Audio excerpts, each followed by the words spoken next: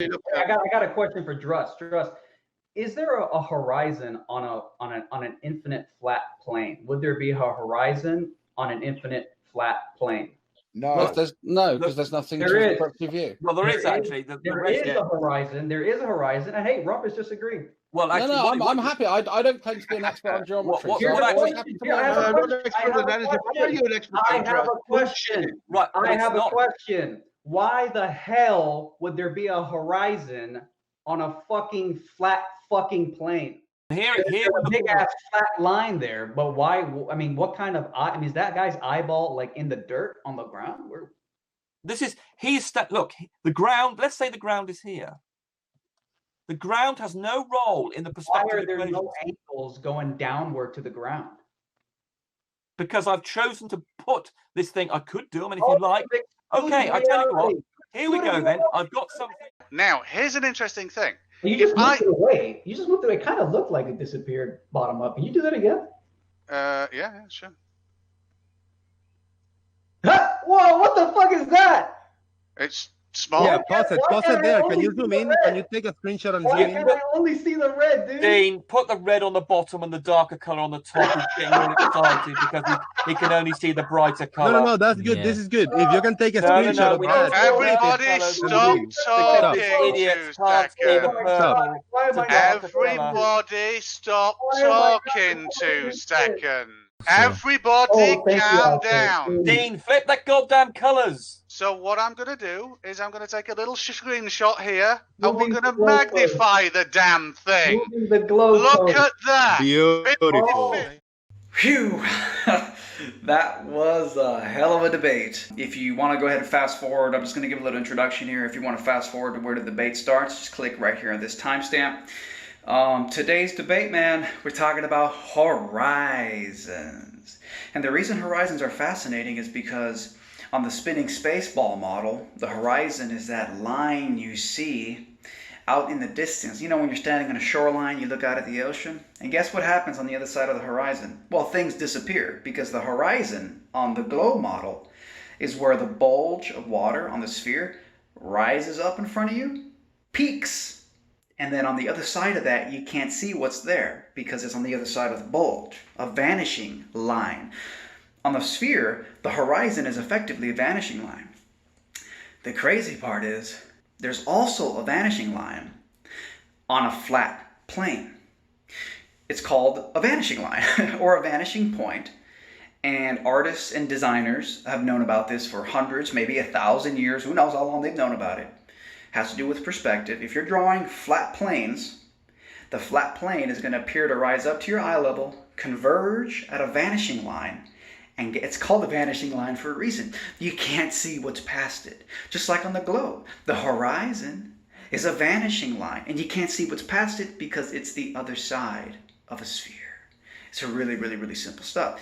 Now, that's essentially what today's debate is about. I think you guys are going to freaking love it. It's long, but sit back because we cover everything from does consensus equal truth? Just because mainstream science and all of science agrees on something, does that mean it's true by default? We cover everything. So again, that is it for today, guys. Oh, how could I almost forget? Guys, you know, I mean, that stuff is flat. I mean, that should be obvious at this point. You know, that stuff is flat. Like, I mean, it's obviously and observably flat. I mean, that, like, obviously. And, you know, Neil deGrasse Tyson says you can't see any curvature from 128,000 feet altitude. If you didn't know, that's 4 times the height of the average commercial airliner. So it's really, really like, wow. So, again, guys, it's just, you know, the burden of proof, unfortunately, is on the globe side. Because the globe, sphericity, not even visible from 128,000 feet, it's a very elusive property of the sphere. So that's it, guys. The link to these incredible shirts are right down there in the description below. Click it, pick one up for yourself. It's a great troll. I'll talk to you guys later. To the point where I don't have the resolution to see it, would disappear on the horizon line, which would be horizontal to my view. Druss, I got a question. I got a question for Druss. Druss, is there a horizon on an infinite flat plane? Would there be a horizon on an infinite flat plane? No, there's nothing to obstruct your view. Well, there is actually. There is a horizon. There is a horizon. And hey, Rumpus disagreed. Well, actually, I'm happy. I don't claim to be an expert on geometry. I have a question. Right, I have a question. Why the hell would there be a horizon on a fucking flat fucking plane? Right, I'll show you here. It's down to the resolution. This actually is down to this infamous Rayleigh criteria. I'll show you now. Perspective will create a vanishing point, vanishing line in the distance. Why? What the fuck?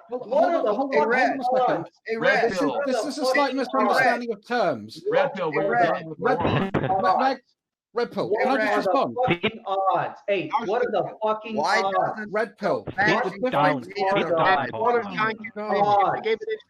Pill. I can use optics like a telescope to extend my view, which would extend my point of view of horizon, because which is going down to the point. Wait, can I just finish my point, please? Go ahead. Thank you. So it's the point where the fact that the resolution of my eyes cannot make out that object. That's the vanishing point that you're talking about. And I agree with you. That's real and it's there. But the difference is I can go and get my telescope, or I can go and grab my spotting scope. I'm gesticulating to the left of me, which you can't see, which is really stupid. Gesticulating, bud. That's because, Druss, you want to know why that is? Wait, Druss, are you saying that you can see further if you pull out a telescope? Is that what you're saying? On a flat plane, I would drastically increase my point of the vanishing point. When you pull out a telescope, you're increasing the size of the lens, and you are extending the vanishing point into the distance. Yes. And what about over water, when you have all manner of different factors that need to be taken into consideration? So here's a simple question: what are the odds that on a sphere? Because according to you guys, on a sphere, when I stand at a shoreline and I look out at the ocean and I can see the horizon, the reason the water appears to rise up to my eye level at the horizon is because that's the bulk. It doesn't do that. It doesn't do that. Hang on. Go and get a theodolite, absolutely Red rises to eye level. Hey, you can prove this yourself, Red Pill. Can I ask Brad a question? I'm going to make a point. Red Pill, you could go and establish for a fact, go and get yourself a theodolite, borrow one for a day, go up somewhere, couple hundred feet high, point it at the horizon, and you will find that's below the horizontal. How do you know that's the horizon? Hold on. Nearly finished. You yourself can go and prove this with just a couple of tens of dollars. You said the same to me, Rumpus. How do you know I did, because you're stupid as well, yes. But neither of you are going to do it. You're stupid and you don't care about reality. But here, Red Pill perhaps might be more interested. Red Pill, are you actually interested in finding out if this is true or not? Well, that's what I'm about to ask you. I'm about to ask you, do you recommend I do it over water? Yes, because then you know that the water level is at the horizon. Okay, so body of water. Here's a big crisis point. What about fold lines? Here's a big crisis. Here's a massive crisis point for what you're telling me, Rumpus, is that you know about inferior mirages, and a lot of times they appear to extend the sky lower than they really are. So all I'm saying is, if you go out with your theodolite and you look out over the ocean at the horizon, you better make sure there isn't an inferior mirage out there that extends the sky a little bit lower and then would make you think the horizon is lower than eye level. Two things. Any inferior mirage you will see, if you are at a decent height, will be so small it'll still be at the top of the inferior mirage, will still be below the horizontal. So that's not an issue. But B, you can go out on a day when there are not inferior mirages, and so the problem doesn't occur. Hey, can I ask Red a question? No. Yeah. Hey, Red. No, I said no first. Why doesn't the vanishing point meet at the water line? Right, that's what Rumpus is saying, that it's below the eye level, and I don't buy that. No, I'm saying the vanishing point, the point where all lines converge to a point at the horizon. Why doesn't it meet at the horizon on the water line? Why? Because you're saying it's below the horizon? No, it's above it. It's above it because the horizon curves down away from it. Right, what Rumpus has been saying. That's why he's telling me to go out with a No, theology. that's not what. That's not what Rumpus has been Rumpus saying. said that if you Two take your different things, satellite, dude. the horizon is going to below eye level. That's what Rumpus was Right. saying. These are two Let different. me ask- These are two different things, man. You're incoherent, Okay. Sean. Shut Well, up. No, let me these ask- are two let me ask different They are things. effectively the same thing, Sean. Rumpus, hang on. I want to talk to Let Rumpus. me finish. I want to talk to Rumpus. Let me Right, finish. hang on. Listen, Yeah, let me you ask. don't Well, want it to is talk to effectively me, the do same you, thing. Ray? I think we're Sean, you've both got a saying few minutes. effectively the same thing. Rumpus, what is causing? something? Hang on. What is causing this optical effect that it appears that when there's a target in the distance over water, you call it refraction, right? But I want to know what's causing it when we see an object being mirrored or apparently being mirrored. What is causing the reflection? What's the medium that's reflecting? That's what I want to know. Not reflecting, it's inverting due to refraction. But how are we seeing it? What's the process or the mechanism behind how we are actually seeing this, something that looks remarkably like a reflection, and that the water beneath was? Okay, whenever I've tried to draw. Okay, so at this point, Sean Hawkins goes on another one of his unhinged mental breakdowns. So it's basically like me and him going back and forth as he tries to rationalize why he's afraid to debate me one-to-one, man-to-man with no babysitters, aka moderators. So if you'd like to skip this back and forth verbal fight between me and Sean Hawkins, and just fast forward to this point right here, and we get right back into the debate about horizons. I'd like No, to he say didn't one say thing that. before I go make coffee. Can I do that? Go on. Can I say one thing before I go make coffee and get out of your hair for a while? Go ahead. Okay. Yeah. Red. Can I just want one thing. Red pill debate. Me and you, one-on-one, Team Skeptics channel. Accept or be bitch made. Oh, biased public forum? Thank you, coward. Yes or no? I can do it right here too. Oh, we're right here. We can debate right now. Hey, next Monday. Yeah, but I'm it's not too gonna- many I'm not too gonna- many people in here today, so we can set a date one-on-one. I've already challenged Sean Hawkins to a debate one-on-one with no moderators. Of course, That's not the moderators. deal, dude. When Sean Moderator. Hawkins, That's what makes a shut up, debate. shut up. When That's Sean what Hawkins, makes a debate. when A Sean moderator. Hawkins You're a means bitch-made moderator, coward. he means one of his little atheist buddies looking out for him. That's what he means by a moderator on a biased. See Chris crying. forum. See Chris crying. I can do it in this channel. All I have to do is keep control on who talks, and people have time to talk and let talk. That's all I need to do. Sean? You want to debate, Yeah. Sean? One-to-one on a hangout with no Skeptic fucking channel. babysitters. All I need to do as a moderator is not let people overtalk each other. That's all I need to do. One at a time. I will have controls. You speak your question. You speak your 1 or 2 minutes. I'll mute you, and the other person answer. That's all I need to do. Let people talk and let talk whenever you want. So it's up to you guys.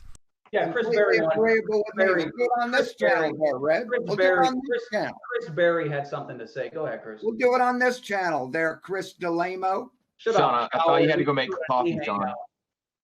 Accept or be bitch made. Sean, I thought you had to go make coffee. You already fucking rejected my invitation. Well, is it? I mean, to be fair, both of you guys will talk over each other. No one will get a word in edgeways. So you need some sort of time Right, but moderation, how do you as get I a am now moderator? proving, because you can't let me finish a sentence, Go which ahead. is a perfect example why I think both of you need a fucking babysitter to allocate time for you to present evidence and arguments to your points, which will then allow a reasoned debate. Who do you recommend the moderator be? How about Nathan Oakley? That would be fair because he wants one of his buddies to be the moderator. What if I had Nathan Oakley as my fucking moderator? We'll Would have you two think that's videos. fair? Jose has been Would you ultimately think fair that's in fair? every engagement I've seen. You would never, ever think have- that's fucking fair.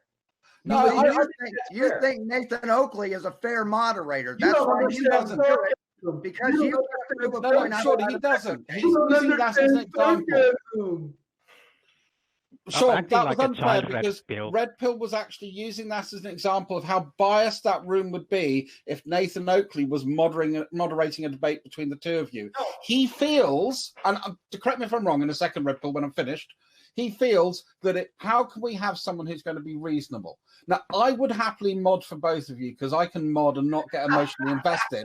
But Red Pill, wait, let me finish, has no reason to trust me. You guys are funny. No. I'm just being honest here. You have no reason to trust me. You would doubt my ability to be reasonable. It's really so. simple. I think someone like Jose would be a good choice. Jose's reasonably in the middle. How about no moderators, which is what I invited Sean Hawkins months ago, and the coward declined. He was live streaming about me. Sean Hawkins was live streaming about me, talking his shit like he always does.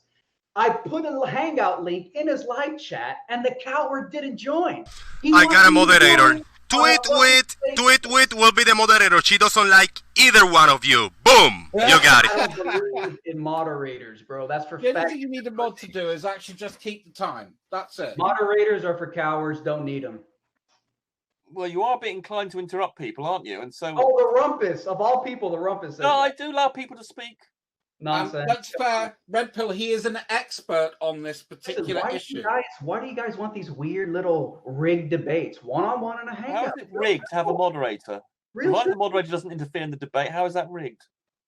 Well, the thing is, when you get your atheist buddy to be your moderator, it's kind of biased. Well, don't have an atheist buddy, then have someone like Jose who's not a... I mean, Red Pill, I saw the debate in quotes you had with Godless Engineer. It wasn't fair. You were over-talking him. You were disrespectful, cutting him in mid-sentence. You have to agree with that. Everybody does. Thank you. Even flat earthers. He doesn't like order. He likes chaos because in chaos, nothing happens. Nothing gets chaos. No, and just hardcore. That's why he thinks Nathan Oakley's channel is the best thing since sliced bread. Because Nathan Oakley is as dumb as this motherfucker. No second brain to back You're introducing chaos now, Red Pill. No, I'm not. Sean Hawkins. I'll give Rumpus, Sean, and Red Pill. I want Chris Berry to present. Sean Hawkins wanted to talk about debating me. Let's have Chris Berry present. Sean Hawkins started this chaos. I'll give Sean, Rumpus, and the Red Pill just something to think about. When you shout over people, when you don't let people finish, the only person you sound like is G-Man, but just slightly more articulate. Well, sometimes when you're faced with Pete interrupting you, sometimes there's no option but to continue. I can empathise with everybody that does it on occasion, but there's a little bit too much of it going on. I actually told Sean. I told Sean like a month or two ago. I told him, look, I don't mind debating on your side with your buddies backing you up if you honestly present the debate as a biased 5 versus 1 gangbang. Like I told Sean, hey, I'll debate you. I told this a Godless Engineer. He invited me one time to the Non Sequitur show. I'm like, I'll go on the Non Sequitur show if you title the video 5 Globetards versus 1 Flat Earther. Guess what? They didn't have me on because they don't. Right, and Kyle said they want to present it as a neutral, and you chickened out. You chickened out. Okay, right now any of you is being heard on YouTube is just myself being heard. And if you guys want to talk over me, you can do it, but I'm the only one being heard on YouTube. I want to give you an offer. This platform is for you. I will be over here. I will introduce you. It's going to be structured. You're going to have, figure it out, 5 minutes presentation each. I will have control on the audio. Once you get your 5 minutes, you will be muted. The other person will have 5 minutes. Then you're going to have the 2 minutes. We'll find a structure. We'll do this. We'll make this happen the right way. I will not interrupt. I will not do anything. You guys are going to have time one-on-one, unbiased, and it's going to be beautiful. Thank you. Is just an offer on the table? I don't need Jose, I appreciate the offer, but I don't need a rigged safe space to debate somebody. I can do a one-on-one, man-to-man. I'd like to add something.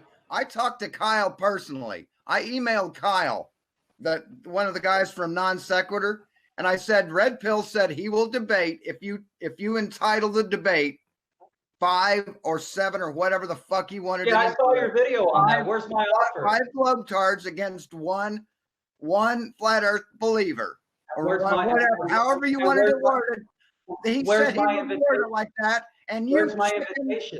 Where's my invitation? You chickened the fuck out. Where's the invitation? You're a liar. Can I bring this to the flat Earth? Red Pill, have you actually got any flat Earth positions that you'd like to subject us to, somehow proofs in your I love eye. how I come into a hangout with like 8 Globetards, You're a and coward. I'm the coward You're a chickening fucking out. coward. No, well, Hey Sean, Yeah, sure. hey Sean, you gonna go on Nathan Oakley show one day? You coward!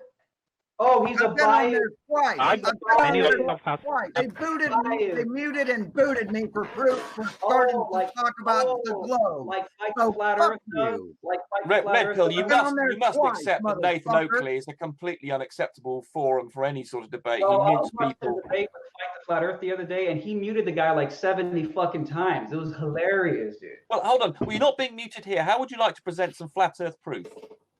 Well, the burden of proof is on the globe side. No, it's not. Yes, it is. Burden of It's proof So- is so- Okay, then. on the person Yes, it is. coming Yes, it against the You have the consensus. burden of proof. Fuck. You have Okay, the then. burden of Another What- thing you don't know. You have That's the burden just of one proof, more thing Sean. you don't fucking You have the know. proof, Sean. Red Pill. on- Okay, on- what's the problem? Can you present any problems that the global Earth model has then? Can you Yeah. invalidate the global Earth model? Yeah, there's a bunch of weird things that just keep Well, me how up about at one? night. Weird. How about giving us Oh. one invalidation of the global model? Okay, well, one of the weird things here. Can I share my screen, Jose? Is that possible? Yeah. Oh, We can all see. I'm I'll surprised highlight he's you, actually there. Red Pill, Yeah, because but I'm Oh, quite reasonable. Am I presenting now, Jose? Surprising Oh, he yeah. is actually sharing something. Here, I this is wasn't funny. expecting that. Check this out. This is hilarious. So, okay. So, first of all, this is cute. You know, this is Alice in Wonderland. You know, I was just looking at it. It's not really my point, but it's funny.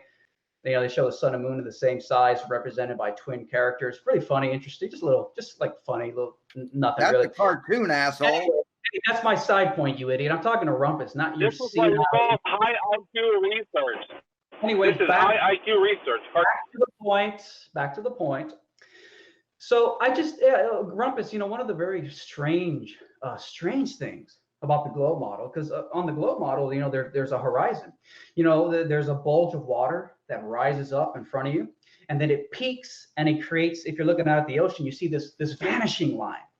Now on the globe, it's a vanishing line. It is. It's the line, the horizon. And on the other side of that, you can't see what's there. It's obstructed. But what a weird and just wild coincidence that vision literally has the same properties. The floor beneath your feet will appear to rise up, and there's going to be a vanishing point or a vanishing line strictly caused by vision, where when things get to that vanishing line or vanishing point, guess what happens? Things disappear, just like the globe model. It's such a weird coincidence that, sorry, Rumpus, it keeps me up at Let me night. answer, Russ. Let me answer. Me up at night. Okay, I my just God, wanted is to know this what grade building that school? was. That was all. I just wanted to Is know this what building that grade was. school, dude? Come on, man. You're Right, a grown ass man, dude. Fucking get some grown ass. Trust. I mean, sorry, not versus trust. one. I mean, Red Pill. Right. So what you're basically saying is that perspective works on a flat Earth and on a spherical Earth. No one's disputing this. When things get small in the distance, things get small in the distance and disappear. We know this, or not disappear due to the Rayleigh criterion. You just simply merge in. You can't resolve them. The other thing. So applying the logic a point you've just presented, can you please explain to me where the bottoms of these wind turbines have gone? Because they're quite a lot bigger than the minimum size that you can see, and they're obscured. They're not disappearing because of their small size. They're disappearing because there's something in the way of them, and that thing is the curvature of the Earth. This is basic science of optics and perspective. Right, You that means you don't know understand shit about perspective. optics, Red. No, you don't understand it. It's all Rumpus. optics. It's all optics. Perspective does not cause things to disappear from the bottom up. As you conceded. You hold on. No, The Red Pill, eye- your basic point. Hold on. Your diagram just simply pointed out that when things get small, they disappear, or in effect, they become unresolvable. We know this. That happens on the flat Earth and the spherical Earth. But we've got a big object here. So the point you've just made is utterly irrelevant. No, you need to account for the fact that why 2/3 of some of these wind turbines are missing, and that's not due to them getting small. can't see your It's due screen, to stuff that's Rumpus. being in the way. I mean, this is so. We can't see I mean, your this screen, is- Rumpus. This is such Oh, a basic. sorry. Oh, Rumpus, Jesus Rumpus, Christ. this is really just science we're dealing with. We're dealing with the science of physics, the optics, and vision. It's Right. really not that hard to get. Sorry Rumpus. to not be Again, sharing. Red Pill, I'd like to know what building that's from. Sorry, am I talking to Rumpus or somebody No, I else? just want to know what Can you building deal with that's that from. later, Trust, please? Yeah. Right. So, Red Pill. Here we've got some wind turbines. Oh, They're 'cause you not don't understand small. the basic They're science not of it. small. So what the point you just made about your things getting small is completely irrelevant. They're big. They have a big angular size. You don't understand the science of physics and optics. Perspective does not cause things to disappear or Yes, lose it profit. does. It No, it absolutely doesn't. does. No, it doesn't. It That does. means you don't understand Yes, it does. perspective. All No, that means that perspective you does deny. is cause things to get small. If you understood the deny geometry, you would science. know that.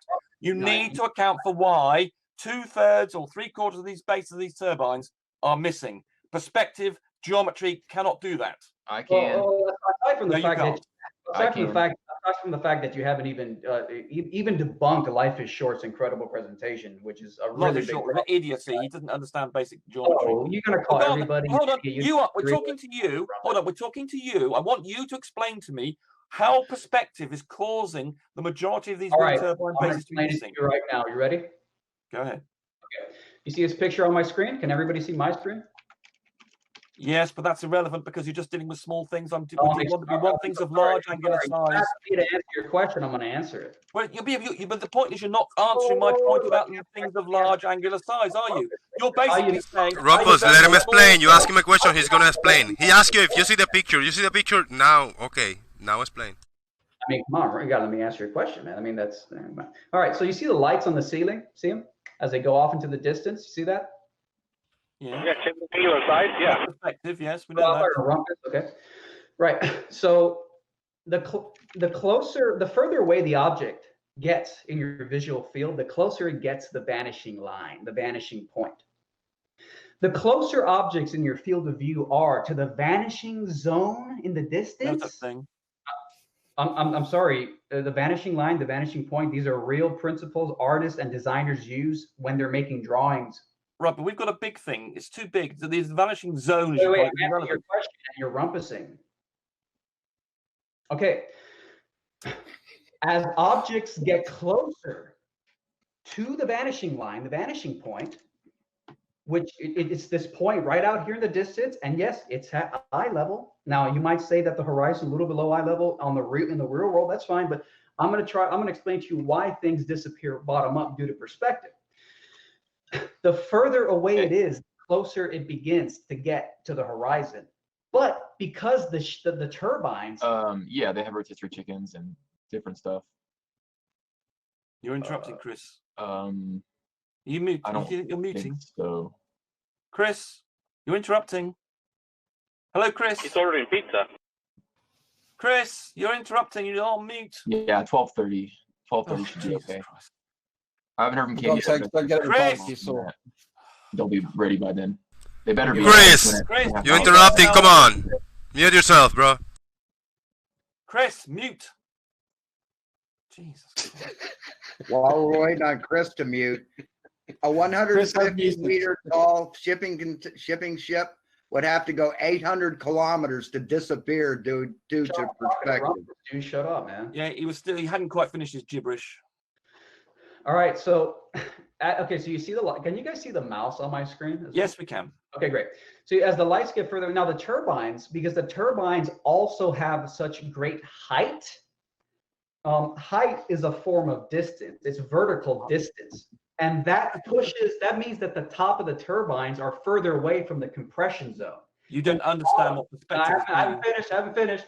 Then the bottom. And so the bottom, so it disappears bottom up. It's so simple science, basic science of optics and vision. You guys need to get with this shit. You guys are way Do you know behind. the formula for perspective?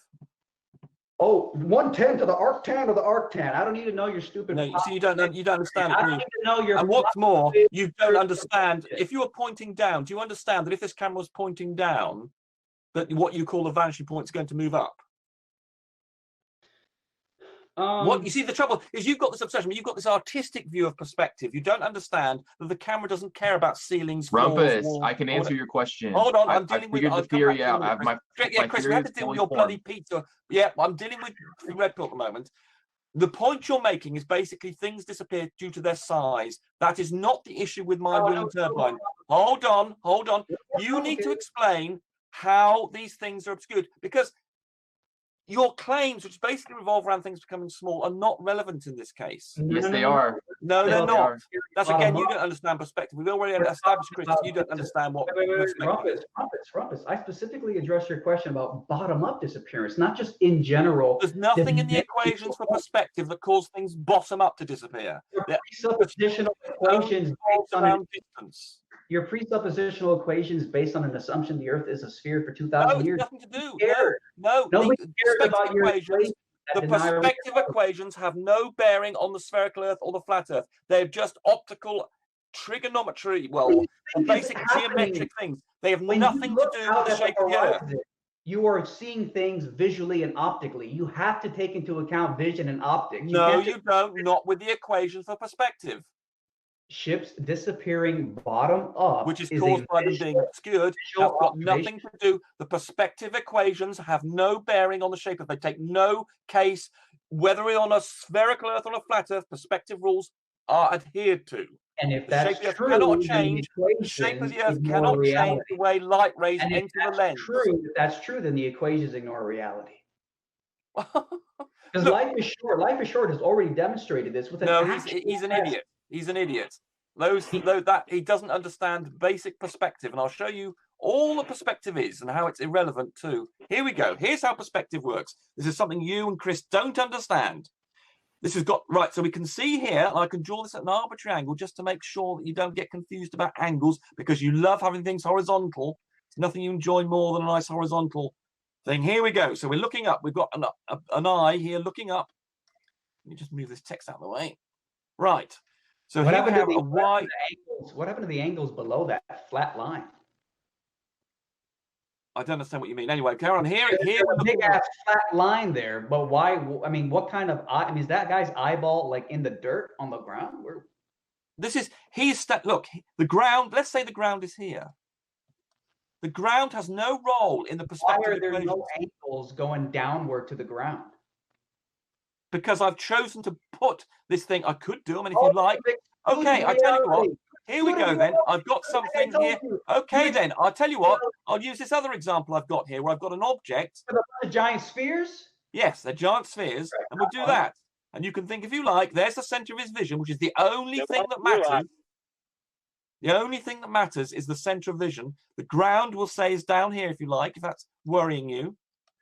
So here we go. So there's the ground. Down there. I'm sorry, Rumpus. What does this have to do with anything? Because it's perspective. I know you don't understand perspective. That's your problem. It's all new to you. I appreciate that. You don't understand perspective. I understand that. I understand you don't understand perspective, and I'm demonstrating to you. Let me ask Red Pill. Who the hell's who's echoing? Oh, Brave. Shut up, Rave. Mute your stupid dickhead. God. Hey, Lemon, say, right. We got to steal an aisle 6. Example with a plane. So I'm trying to explain perspective to Red Pill. The angles. Right. Do you understand? Proportionally. Right. So do you understand here that this is the perspective effect? Looking along the center. I've now, because you weren't happy with me just drawing something above here, I just did that for simplicity. No. Is his eyeball in the dirt? No, the ground is down here. This is the ground here. Oh, why aren't the angles coming down to the floor too, Rumpus? So I'm making the point that the ground has no role. This ground could be banana shaped. It doesn't make any difference. Rumpus, you need first of all, you're not going to convince me of anything with a bunch of fucking spheres on the thing. Yeah, so why you don't understand the thing. I appreciate. Why don't you go back? Why don't you go back to the one with the flat Earth? Let's go to the one with the flat Earth. Okay. Red Pill, let me ask you. Do you have any valid? You complained that I was not drawing this. Let's just get this out of the way. Yeah, can you get that out of the way? That'd be wonderful. Okay, right. Let's just. What I was trying to ask is, do you have any valid objections? Because you keep making up things that are not like you're just. Oh, but you can't do this. You can't do this. But you don't seem to have any good valid objections actually there, Red Pill. Yeah. I'm wondering, do you have valid objections? Yeah, I do. You're just a Globetard. You won't accept them. Well, hey, Carlo, that does not sound like a valid objection. You're just a Globetard. I'm talking to Rumpus. Thank you, Red Pill. You're proving my point. You do not have valid objections. Into a fucking Nathan Oakley hangout. That's all he's trying to do. I will let you talk to Rumpus. I was just trying to ask you and clarify if you have valid objections or not. Oh yeah. I do have valid. I will now come back on mute and I will let you talk to Rumpus and I will let you present those valid objections. Very simple.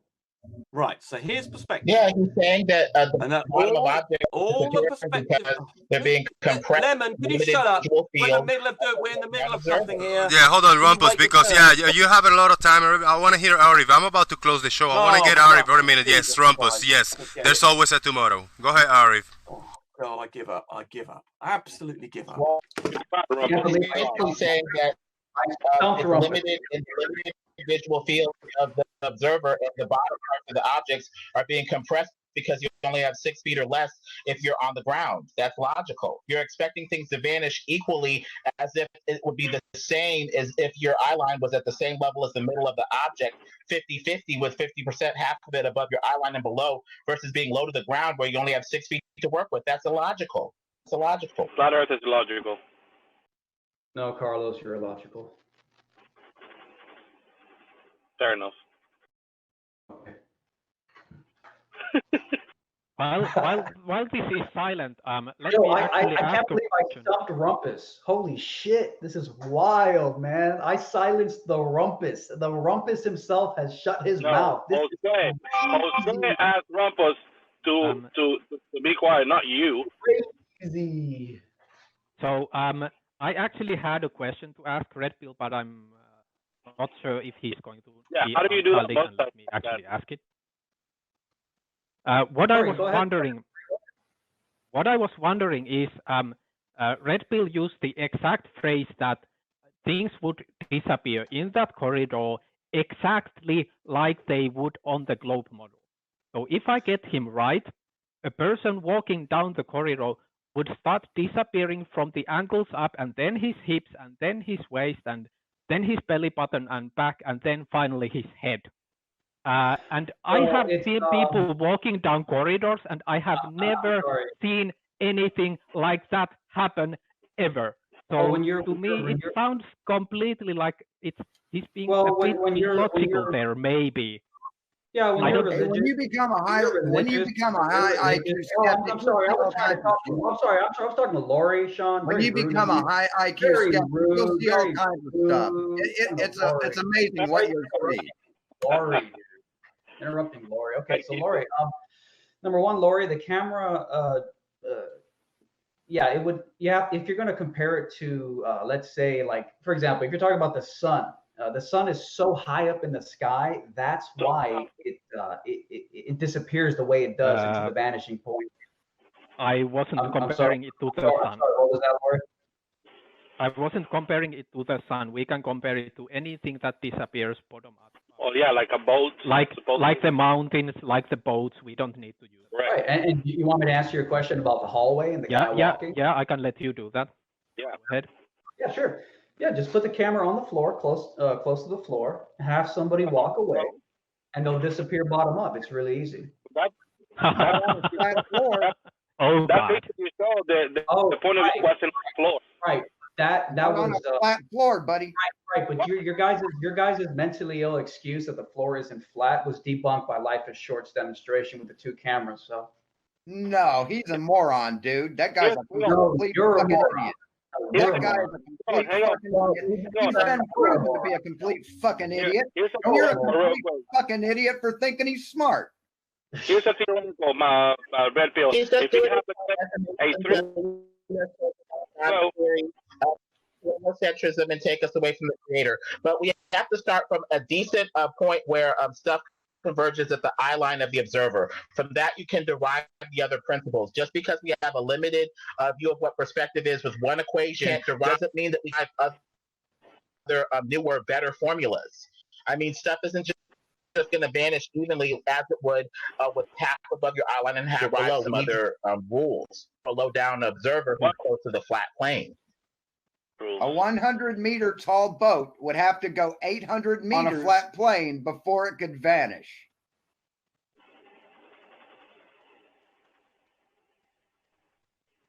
Yeah, so you talk about the 94 feet of the boat that would be above your eye line, converging down to your eye line in that zone. And then you talk about the 6 feet from your eye line below that's converging up to your eye line. So those are going to converge differently. Eventually, you're getting zone because the limiting factor is the 6 feet of room that you have that's limited from your eye line below, and that's going to give you a setting point. You're going to get a horizon just like you get on a globe. What a coincidence. That vision will create similar properties to a spinning space ball. It's really something. Yes, but you didn't hear what I said, dude. What a coincidence, man. It's really didn't amazing. Hear what I said. Really amazing. It's almost like they've woven the globe model into pre-existing properties, and it's just an ad hoc hoax. That's what it seems like to me. The coincidence that the atmosphere makes that sun just, magnify when it goes to the horizon to keep the angular size. Kind of like that coincidence. Oh, well, here I have a debunking for that long. No, it's not. Wow, that's a coincidence. So the further the sun goes away, the bigger it gets, and it keeps its. Well, you know what? First of all, that's not the best answer I have for that. I have a way better answer. No, Carlos, you're gonna want to hear this. You're gonna want to hear this. Carlos, you're gonna want to hear this because you guys are gonna have to come up with a good counter argument to this one. But nothing says coincidence like super looming hyperdynamics. No. Explain the sun. Go ahead. Okay, so the sun is so big. How far is it? The sun is so big and so high up that angular size is going to have basically it's a parallax thing. You're gonna witness little to no. Well, hold up, I haven't finished. You're going to witness little to no angular size change because it's so high up and it's so far away and it's so big, it can literally reach the vanishing point of your vision without appearing. That's ridiculous shit. Okay, hang on. You guys laugh at science. Look at this. That couldn't be heard. Hang on, it seems that couldn't be heard. Let me say something. Come on, man. Let me say something. It seems that couldn't be heard for the last few minutes. Can I ask Red Pill and Orave a question specifically, right? So there's only one reality that we all share. So what if we as flat earthers replace the vacuum of space with? That's because I think it's a very pertinent and a very important question that first of all we must attempt to answer. No, it's not. The angular size of the sun was being on the table. Angular size of the sun is what we're talking about. Yeah, carry on. It's the same thing. Yeah. I already gave you guys an explanation. You laugh like little girls. So if you guys hate science, that's fine. If you guys are anti-science, that's fine. If you guys are anti-science, it's all good. I promise I won't laugh. Go ahead. Carry on. My bad. I already explained it. No. Okay. The thing is, a 100 foot boat. You have to treat it as a 3. A 100 kilometer tall boat would have to go 800 kilometers in the distance for it to disappear. Why don't we show that? I'm sorry, Sean. The angular resolution limit of the human eye has found to quite close to math. That's perspective, dude. That's perspective. A 100 meter tall shipping container boat would have to go 800 kilometers to disappear to a point. Stupid nonsense. Water is reflective, and after a certain acuteness of angle over distance, a mirrored layer will set itself up, and the object which is lacking contrast, this is sufficient size will disappear behind it. Nothing to do with mirror Simple as that. Mirror layer. Reality. It has nothing to do with that. Math is reality. Perspective, geometry. Math is no, reality. you must hold that the horizon is 3 miles away at eye level at the beach. This is your fatal, your Achilles heel. That has nothing to do with the horizon. You're looking over a plane of water, but the acuteness of viewing angle at the upper reaches between the water and the horizon. That a 100 meter tall shipping container boat would have to go 800 kilometers in the distance to vanish. Listen, and it would never vanish bottom Earth. If your eye line was perfectly at the middle of the object, yes. But since you're low down in the flat plane, you have a 94 feet above your eye line distribution and a 6 feet below your eye line distribution that is uneven, which is going to give you a setting point over a flat plane before it gets too compressed and the angles get too narrow from your eye line, from the bottom half of your vision to deal with. So bottom of the boat vanishes I'm not out. talking about optically. And you're dealing with a reflective surface. I'm not And you're dealing talking with light. optically. I'm talking mathematically. Math isn't reality, you idiot. Math represents reality. Math Define zero and infinity I can is used in that. to represent, you can do math to represent Game of Thrones fantasy unicorns. Math does not necessarily represent reality, Sean. Yes, it does. We can also the main character in Game of Thrones. 100% fucking does. Sean Hawkins, I can add 3 unicorns plus 3 unicorns equals 6 unicorns. It doesn't mean I have 6 unicorns. That's a fucking stupid. That's, by the way, that's a fucking stupid argument. We can also use language to talk about fantasy lands, so we cannot actually use language to talk about reality. Yes. So can you actually let me finish? Can you actually let me finish my fucking point? Are you talking like this, Laurie? Can you actually let me finish? So we cannot actually, following Red Pill's logic, we cannot use language now to describe reality, and we cannot talk, and we cannot logically infer, because we can talk about fantasy land. We can talk about fantasy land using language, so we have to throw language out. I didn't say we have to. I'm about, yeah. I said it. Yeah, I think you guys are going to be finished offline if you guys want to. So please don't drop. If you are in a rush to drop, who wanna takes the first spot on? Give me your final thoughts on this show, on this episode. Sean Hawkins, you gotta run. Sean Hawkins, go ahead first. Please, everybody on mute, do not interrupt. This is just one person final thoughts. Go ahead, Sean. All right, you've seen how fair Jose is on this hangout, or you wouldn't be here, Red. So the challenge is on. Debate on Jose's channel. He hosts it. Nobody else. Me and you. I'm out. Thank you, Sean. I appreciate it. I'm gonna go down the list. Ariv, final thoughts. Well, this is he's talking about Laurie's talking about language not representing reality. This unfortunately is the direction that we're going in, because we're asked to deny our senses for instruments, for anything other than trusting our senses. So we go down a dangerous path in which we can't use our God-given senses anymore, and we have to trust math, machines, sciences, a totally artificial construct world. Thank you very much, Ariv.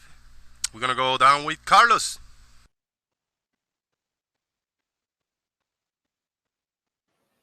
Yo. Final thoughts, man. Let's close it up. Just as always, 2019, Father still don't understand perspective. Thank you. Thank you, I appreciate it.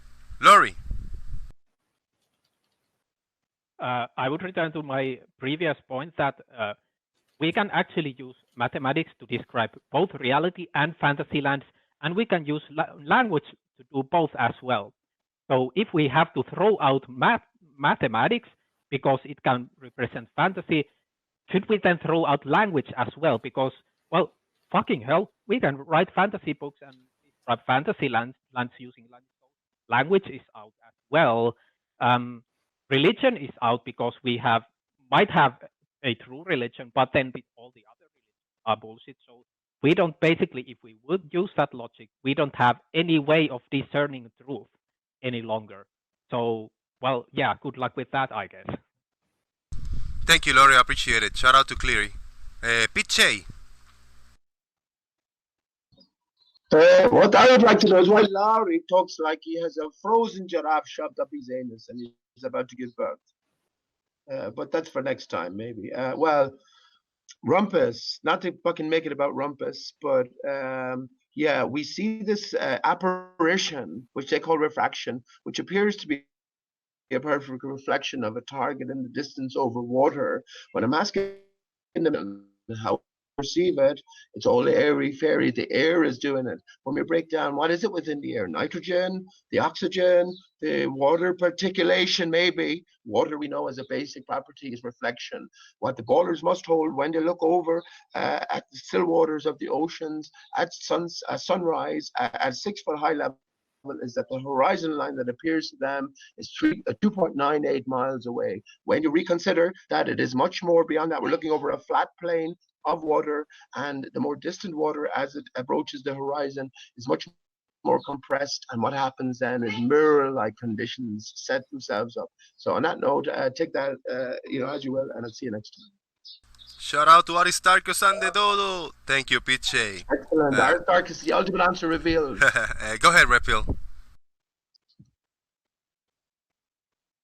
Yeah, okay. Laurie was arguing with a straw man.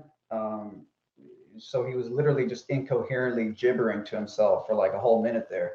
I never said we have to get rid of language. I'm saying math is not reality. So can math be used to describe reality? Yes. It can also be used to describe batshit crazy unicorn fantasies. And so you can do it with language. I can use language to describe the details of a building. It's gray, it's 10 stories tall. But I can also use language to say that Winterfell is real and Robb Stark is walking through the fucking, castle, and that unicorns and dragons. So it's not that there's something wrong with using the language of math or the language of just, your standard everyday spoken word. My point is you can use it to either talk about shit that doesn't exist, or you can use it to talk about shit that does exist. Math is not reality. Second, Sean Hawkins, he was doing a live stream months ago. I went onto the chat of his live stream. He was talking crap about me. I said, here's a Hangout link. You got time to do a live stream and talk shit about me? You got time to join my live link and let's talk face to face. The coward didn't. He needs a rigged safe space with a quote moderator because he has a small, low IQ. He has a small, low IQ, and he needs things prepared and safe for him. And lastly, Rumpus. No, you're cool, Jose, but it's just I don't like the safe spaces, man, and that's what these moderated debates do. It creates. That is my time, Carlos. That's what the moderated debates do. It creates little guardrails for the low IQ P brain Sean Hawkins, so he doesn't trip up. So I'm not going to give him that if he's so smart. It's my time, Carlos. Lastly, Rumpus disappeared. I'm shocked. Did I slay the Rumpus? I don't even know what the hell's going on here, guys. But Rumpus is missing in action. Thanks. Thank you very much, Repil. I appreciate your participation, bro. The Rumpus. Go ahead, Cinder. You first. Go ahead. I'd like to ask Red to stay a moment because he claimed the stuff about objects disappearing bottom first over flat surfaces, and I made a challenge a few months ago on which people who prove that the concept can win $5,000 the first person, but nobody sent me anything until now. Zinder, you were sent stuff, but you said that you're not interested in 2-hour-long, highly complex scientific explanations. No, I said I'm not interested in a right. hour video. You scoffed at a video anymore, and it is my time. So I accepted that video, which I haven't worked through anymore. But I will watch the end of it tomorrow, and I will talk to Mind of God again about it. I said I won't accept any videos anymore that are 2.5 hours long. I just accept the points of my challenge being proven one by one. Yeah, and here is the challenge. If someone wants to, someone wants to screenshot it or whatever. If you want to present it to any people who think they can win $5,000, you are free to do it. Mute yourself, please. Mute, Pete. Here is the challenge. Here's the challenge. People can pause and whatever, right? They can screenshot it, and then here is the second part of the challenge. So if you guys are invited to participate in the challenge. Anyone who wants to win $5,000 can achieve those points. All right, guys. So this is the after show of the Jose G. Gonzalez live debate. So this is off of YouTube. Luckily, we had another Glober join the Hangout, Al K, and he actually screen recorded the whole after show. And he was kind enough to send me the file, and now I could upload it here. So again, shout out to Al K. I'll put a link to his channel in the description below. And I think this is better in many ways. The after show was better than the live debate. So enjoy it. because you see, the sun is Aristarchus, and the sun came into being with the destruction of Aristarchus.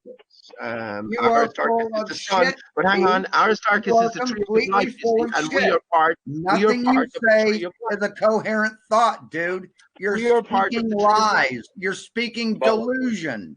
Even You Red said- Pill and Orif that are flat earthers are thinking like, this guy is so lost. I know you guys are thinking that, just letting it roll. If This you is say one so, of I'm yours, asking- Red Pill. You No, get it- this guy. It's This not even is that. yours, It's just that. motherfucker. It's just man. that. This is it's your just that- world. As Heat you come to shades- flat Earth, heat shades- tell me. As heat you come to shades- flat Earth, tell me why the sun and the moon appear the same size. I'll give you my answer, and I bet it'll be better than your answer, Hawkins. And Oh, you that's get, for guess sure. what, Red That's for Pill? damn sure. This guy has a higher IQ than you do. Because one is a reflection of the other off of a watery backdrop. That makes The more only, sense. the only distincting heliocentric fact model. is the contour of that barrier, right? That shit It's the makes way contour of more the sense mirror, than the heliocentric contour model. of the mirror, just like mirrors in a hall of mirrors can distort wonky That's why you normal always be a engines. dumb motherfucker, Red. Makes way more Because sense. you think that makes sense. You want to know why? Right, and I can go further than that. Sean, you're misrepresenting me, Sean. Sean, I didn't say it makes sense. I said it makes You more said sense. it makes more sense than the round Earth, and the round Earth has scientific proof behind Let it. me So explain you're to you a why. dumb motherfucker Let for me thinking explain this to makes Sean. more Let me sense than explain to science. Sean. You're a dumb me fuck, explain to dude. Sean. Let You me think you're explain. high IQ, but you're Okay, stupid. are you gonna let me You're just respond? fucking stupid. Or are you Okay, gonna you don't respond? have to How's have the this. homeless So the going, reason man? that makes more sense, the homeless let me respond. The reason that makes way more sense than the heliocentric model has to offer is because, according to the heliocentric model, it all came out of nothing for no reason, without any instrumentation, without any order. It was just random, and it just so happens they appear to be the same size. That is retarded. You don't even know the fucking. You don't even know the heliocentric model, dude. You don't know the model. That's not actually the heliocentric. Retarded. You don't know the heliocentric model that you're quoting. Retarded. You don't know what you're That's talking not about. that's not actually even the heliocentric model. So you don't even know what the heliocentric model is. Am I really supposed to believe that the sun and the moon just so happen to be in the perfect distances, the perfect sizes, differentiated from the vantage point of That's Earth, irrelevant, Red. that they look the same size? They have the same angular size. Go read the astronomy textbooks. They say the sun and the moon have the same angular size in the sky. Yeah, you're telling me that that. just the coincidence that came out of nothing for no reason, without any order, it was all random. You guys are crazy. So your best proof That's against crazy. the model is there is one coincidence. Crazy. Hang on, What's more proof of flat Earth? That it's hang wrong. on. That's only the beginning of the Enough story. talking, prove it. Crazy. Enough Hawkins, talk, hang on. proof, motherfucker. Hawkins. We've given you, Sean, I have a you question. mountains That's and only- mountains of fucking evidence, No, and you you've have zero denied it evidence. all. So now it's your Zero fucking turn. Zero Prove it or evidence. shut the fuck up. All Prove you it have is or ad shut the fuck All you up. have is ad This is hoc. the- All you have Prove is ad it hoc. or shut the All fuck up. you have is ad hoc. All you got is ad hoc. We have a This is mountain of ridiculous. fucking evidence. Hawkins, you don't You belong got here, man. nothing. Get out of here. You've got dick. You've what got are the- dick, and you know it. And you odds, can't. And you know it because you're fucking talking over me, asshole. Get out of You here, can't Hawkins. do shit. So you have You're to talk talking over me. Get out of here, man. Keep proving your point. Keep proving my point, Why motherfucker. are you so angry, Get out of Sean? here. Keep proving my point, Stop motherfucker. shouting. You're so uncivil. Keep This is proving the it. first. Hang on. This is the first page in a chapter, right?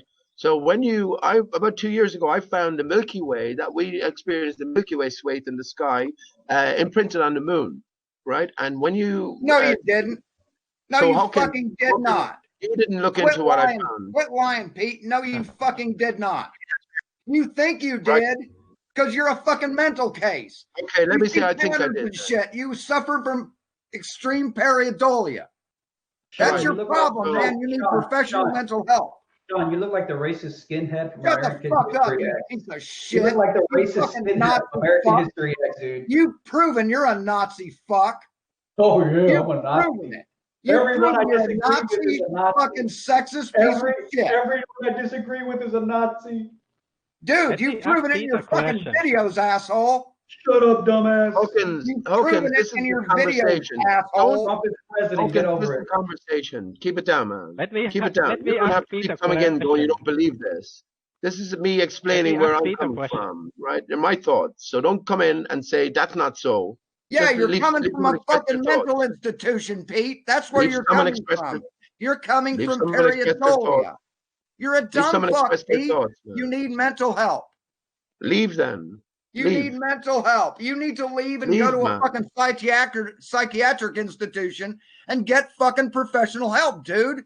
Hey, You Sean, are the way you're mentally talking, ill. man. You're Sean, sick, dude. Hey, Sean, does mainstream science have an explanation for why the sun and moon appear to be the same size? Like, what are the odds of that happening in a random universe? It doesn't I can matter explain the it fucking perfectly. odds, asshole. It is. It absolutely matters because It it's is. ridiculous. No, it doesn't. It does It's not. ridiculous. It It's most certainly devastating to fucking your does model. not. It's devastating to your model, Sean. You better- And was I the It's first not to actually explain? devastating. on it. It's nowhere It's close to. It's It's nowhere devastating. close to being devastating, man. See, if you knew the fucking globe model, if you knew the heliocentric model, you'd understand that. But Hawkins, you're you're just a a low thug, man. IQ You're a dumb fucking fuck. Oh no, I understand your ad hoc model. I understand it. If you don't have any other arguments than a coincidence, then you don't have much. Well, I'm no, one of the no, nice Lori. guys. Lori. See, Lori, that's a just simple misrepresentation, Lori. I didn't say that's the only arguments I have. It's just one good point that, to me, suggests there's a massive hole in the globe model. Yeah, I mean that's a crazy coincidence. They appear to be the same size, even though it all happened randomly for no reason, separated by 400 times the distance, but also 400 times bigger. Just insane coincidence. No one can deny that's a crazy coincidence for it to have happened for no reason.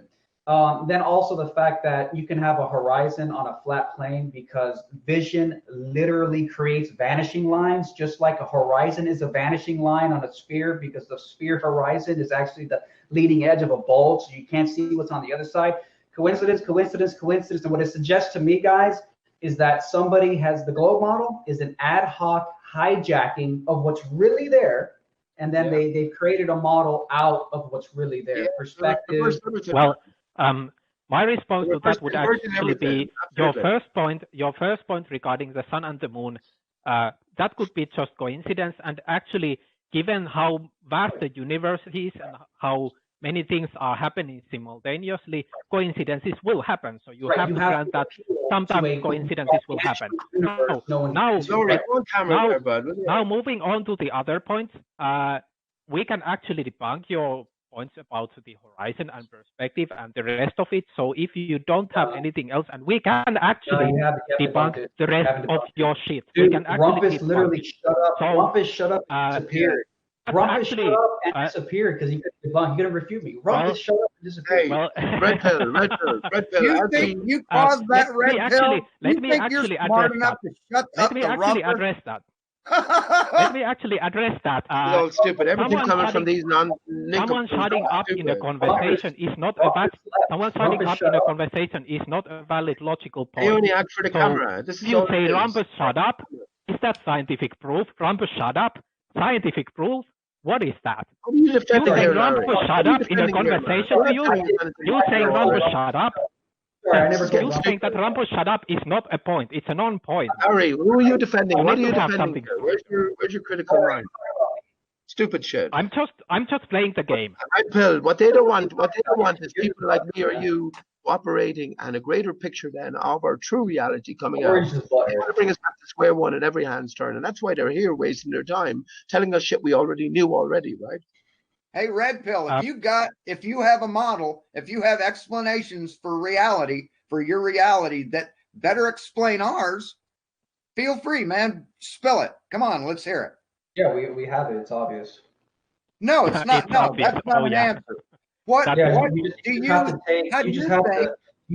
think something can vanish over the horizon? Are you saying we have to believe or be live it? Your guys' globe model is a 2,000-year-old, backed by the establishment, ad hoc hoax. So it's pretty. Well, at least you got how old the model is correct. It's actually a little older. Around that 1,500 years. Actually, you can technically go back to like 2,500 years with Pythagoras. You can go a little further back. No, Red Pill, you can go back to Aristarchus. Isn't it funny that Aristarchus backed by the establishment? Isn't it funny that according to to all the script, scientific discovery is backed by the establishment? Right. Red Stop using the word science as a wizard spell. Stop using the word science. Do you think that all scientific theories? Do you think that all? I see past. You think that all scientific theory has been magic is not real. Do you think that all there is no magic? There is no magic. Magic is has not been real. in conformity? I'm not going to stop using there are no wizards. There are no wizards. Ever. I'll keep fucking doing it. If you want to hear what I have to fucking say, let me speak. I reject your premise, Sean. Then shut the fuck up and let me talk. I might do a hangout in a bit. You're welcome on for a discussion, man. DJ Dodo hangout. Fuck you, and I went to, quit interrupting people, Pete. I went to the reasons I quit found interrupting people, Pete. Pete. I was talking and you interrupted me, Pete. Shut the fuck up, Pete. Yeah, what was that, Pete? You've got a way to describe anything in this world that's better than what we can with our reality, with our fucking science and math. Yeah, go ahead. Be my guest, but you can't. All you have is doubt. Shut the fuck up. You're interrupting me. All you have is your fucking doubt and your arguments out of incredulity and your arguments out of ignorance. See, you can't fucking listen to other people because you can't stand up to a fucking point of view. Dude, you're a fucking worthless waste. You just shot me, dude. I'm not sure whether Red Pill is just a poll or if he's actually. Well, this is what you guys tell yourselves. You can't prove your shit, Red Pill. You have to talk over other people just like this. You guys can't prove what you have to say, so you just talk and fill the space. Just like this. Just like you want. Just like Nathan Oakley's hangout. You like everything to be like Nathan Oakley because you're ignorant. You can't prove a point. You can't discuss anything logically and organize or in any organized fashion. So you just have to talk over people. Just like I'm doing to you right now. I've been criticizing Fight for being too. Flatter who mutes his opponent 70 times. I've been criticizing Fight for doing that shit. What the fuck are you comparing him to me for? Anyway, did I ever mention any other person? What were you saying, Lord? I have been criticizing Fight for doing that shit as well. We have that already on the flat Earth side as well. We're saying something before that, but whatever. Now, what's your answer? Are you going to debate me on this channel with Jose moderating? Why are you afraid to debate me, you coward? No, I'm not. I'm challenging you to a debate here on Jose's channel. You ran away from my debate, you coward. No, dude. I challenge you to a debate, or you challenge me to a debate. I said, yeah, okay, we'll do it on non sequitur. He said, no, not non sequitur. Not debate me man to man. Why would you live stream talk shit about man to man? We'll be man to man on this channel with Jose moderating. John, you pussied out big time. Anyways, you were saying that. Man to you. Lori was saying Jose's channel. With him moderating. Listen, Lori, yes or no? Yes or no, bitch made. Lori, this whole thing yes that or no, bitch made. Hilarious. Yes or no, bitch made. Yes or no, bitch made. A conspiracy theory. Or no, bitch made. By butthurt losers yes like or no.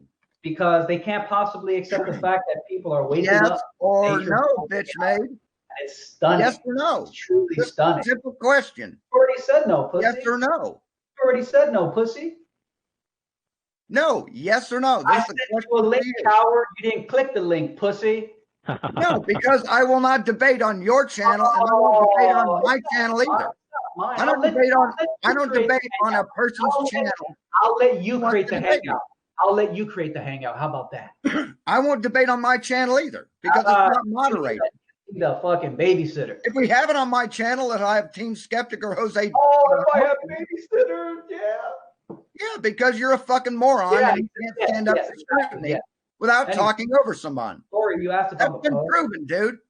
You cannot stand up to scrutiny. Or you asked if I'm a Poe, right?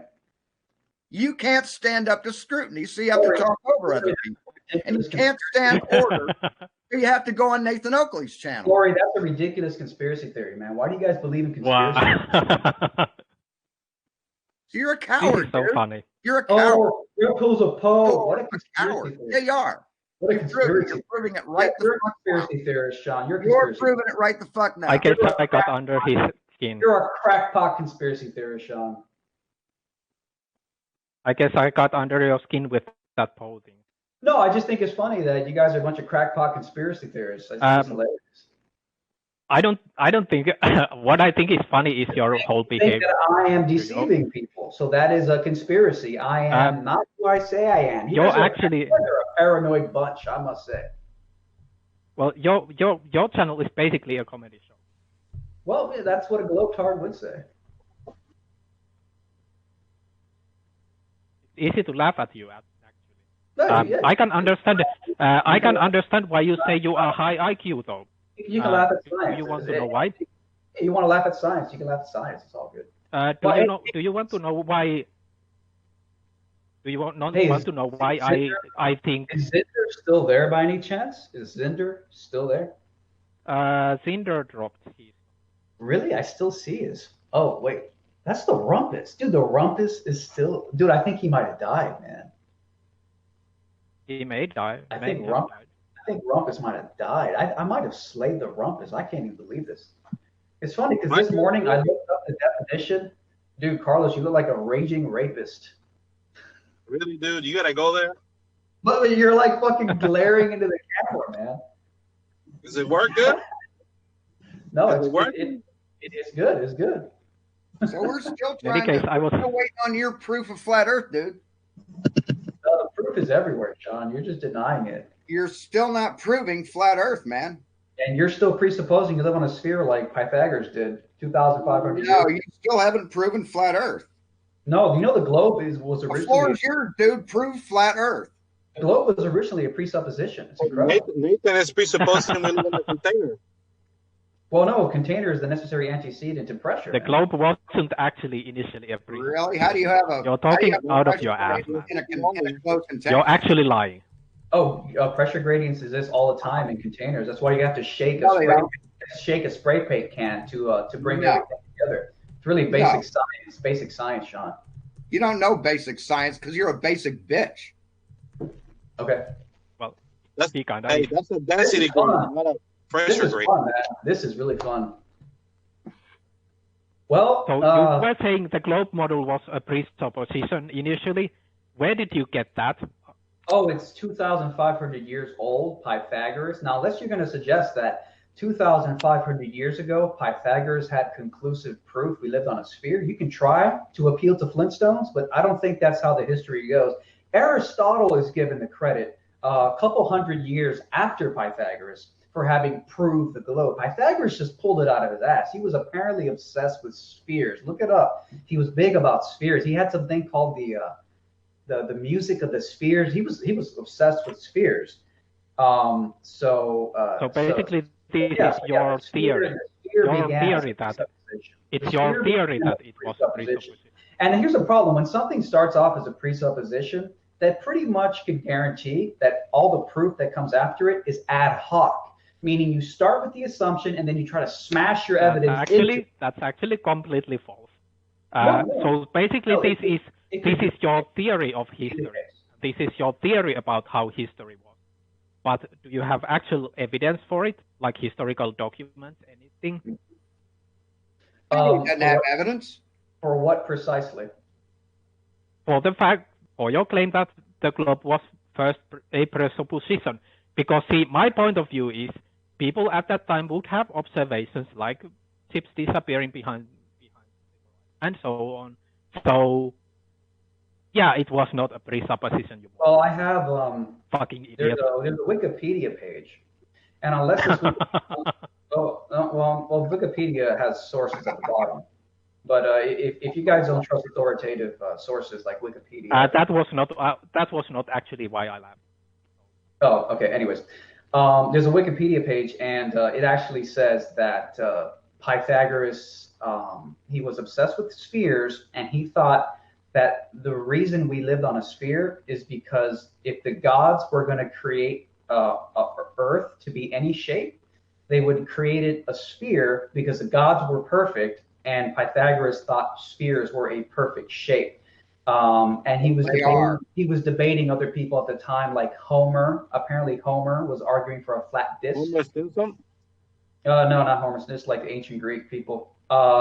Homer was alleged. He was apparently arguing for a flat disk, but Pythagoras was like, no, it's a sphere because the gods are perfect. So I mean, you atheists love believing in the sphere, but the guy who concocted it, conceived it, believed in numerous gods. So it's really ironic, and I love that. Well, that's actually just how ancient philosophy works, because science as we now understand it didn't exist back then. So a lot of people were thinking, like, the Greek philosophers weren't actually rigorous scientists.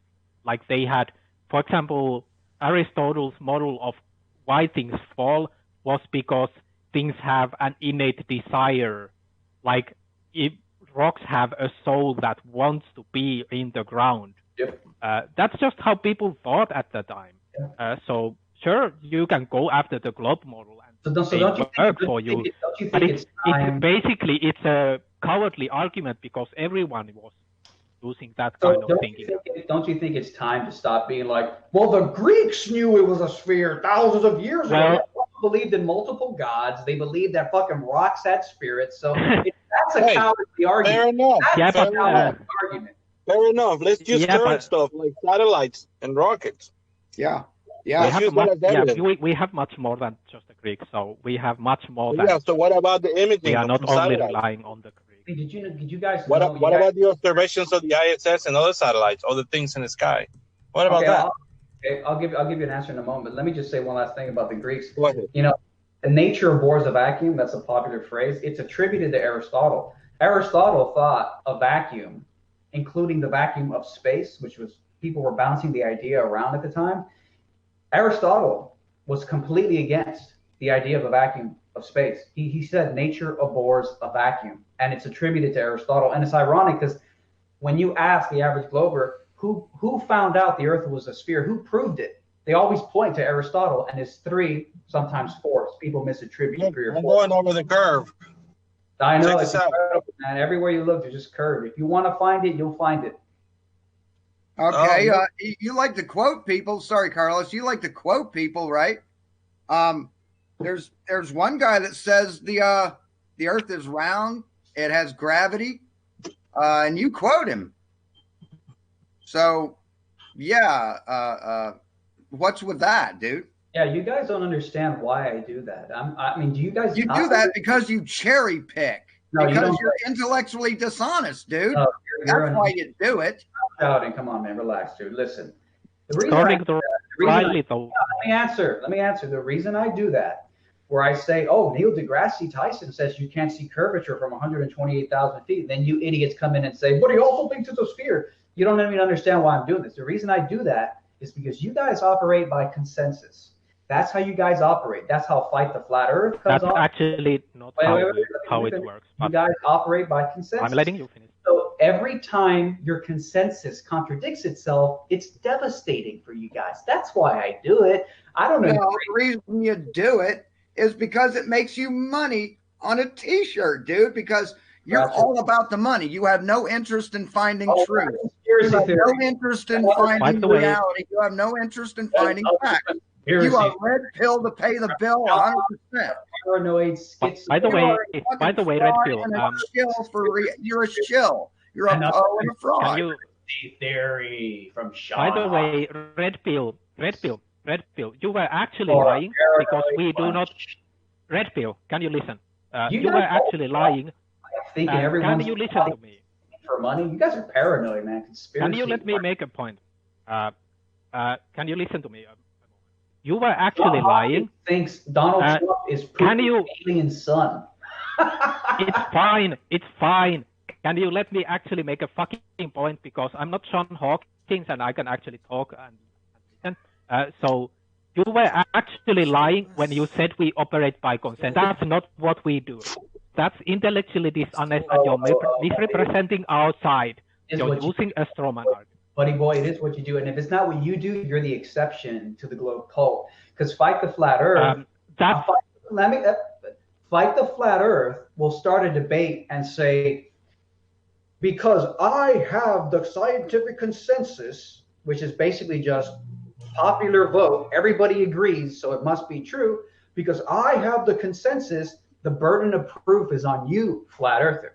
So you guys are using consensus to literally establish the playing field in debate. So you guys worship consensus. Don't pretend that you guys don't do that. You might be the exception, Lori, but that is how you guys operate. By consensus is what you guys do. You don't understand debate, dude. That's John, the problem. can I ask, look, here's an example about how consensus is ridiculous. Just a couple months ago, scientific consensus changed how far the atmosphere extends out to. And before that number changed, you Globers would have died defending that consensus. But then the consensus changed. And now you guys will die to defend the new number. And the number can change again. And everything can change. Yeah, that's how science works. With new discovery. But we never. My response to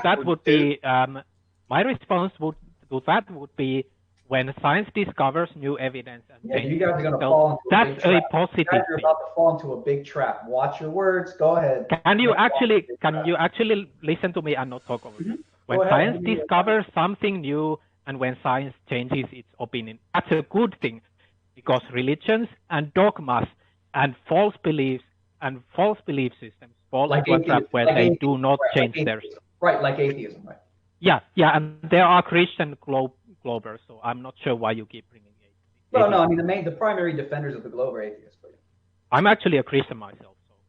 Well, I don't care. I'm talking about the main guys, all atheists. Like it's shocking. No, it's so shocking. my point is when science changes its mind, when new observations come in and science changes, that's a fucking good thing. What would you expect, man? No shit. What would you expect? That's the flat Earth argument, bro. Would you expect science? Would you expect science to stay the same and deny reality? You fucking moron! You're making up points for us. Science changes its opinion, and that's a good thing. You freaking idiot. You talk about like dishonesty, and you're being so disingenuous right now. That is literally what flat earthers are saying. Flat earthers are literally saying that science has got it wrong. Hey, let me finish now. Science has got it wrong. I'm letting.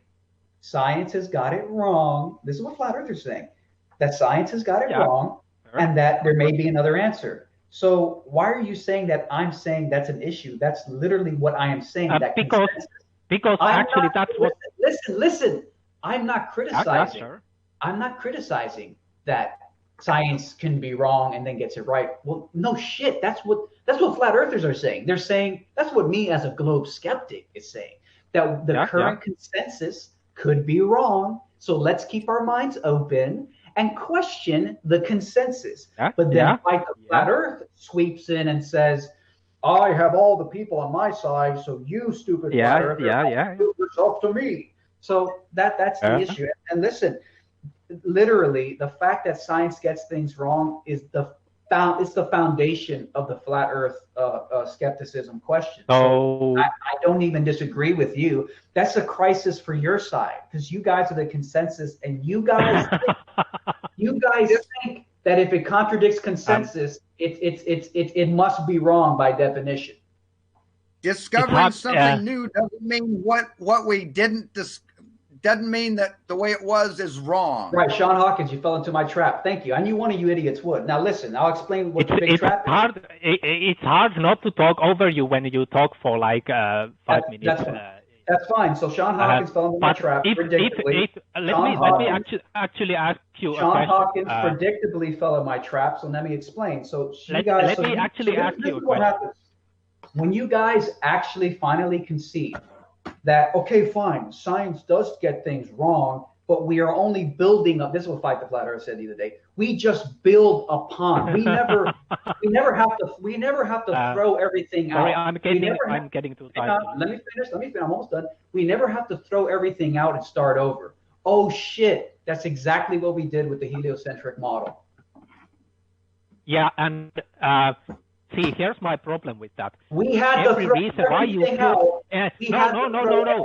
Let me actually. It's okay. It's okay. So let me actually talk. It's okay. Yeah. Go ahead. Let the steam out. Yeah. Go ahead. Can you let me talk? The heliocentric model gets to throw everything out to start a new paradigm. Okay. Yeah. Come on. And start a new paradigm. So is the floor clear now? Can I finally talk? Are you clear now? Have you said everything? See, my objection to that is a reason why. Are you going to let me fucking talk or not? You're so silly. I'm telling you the reason. Okay, I'm going to talk whether you're going to let me. I'm telling you. My objection. My objection to that whole fucking point is okay, it's fine. Let's rethink. Okay, fine. But the reasons why you rethought the whole heliocentric model and threw out the Earth model and went to flat Earth were fucking bullshit, you fucking idiot. You followed a fucking cult based on a fucking silly idea. So we have a fucking good reason to criticize you for it because you're being fucking ridiculous. Like, we can actually question things, then we can build models for and good reasons. But when you throw out good things and base fucking stupid, ridiculous shit on it, we need to criticize that fucking new ridiculous shit that you pick up because it looks good, because it's outside the box and you get some fucking ego kick out of it.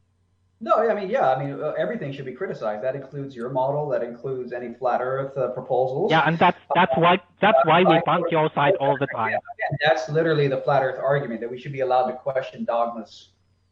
It's fine. To me, it's fine if someone goes to flat Earth, but then we can just go after it and debunk it like we have done. So that's where I stand.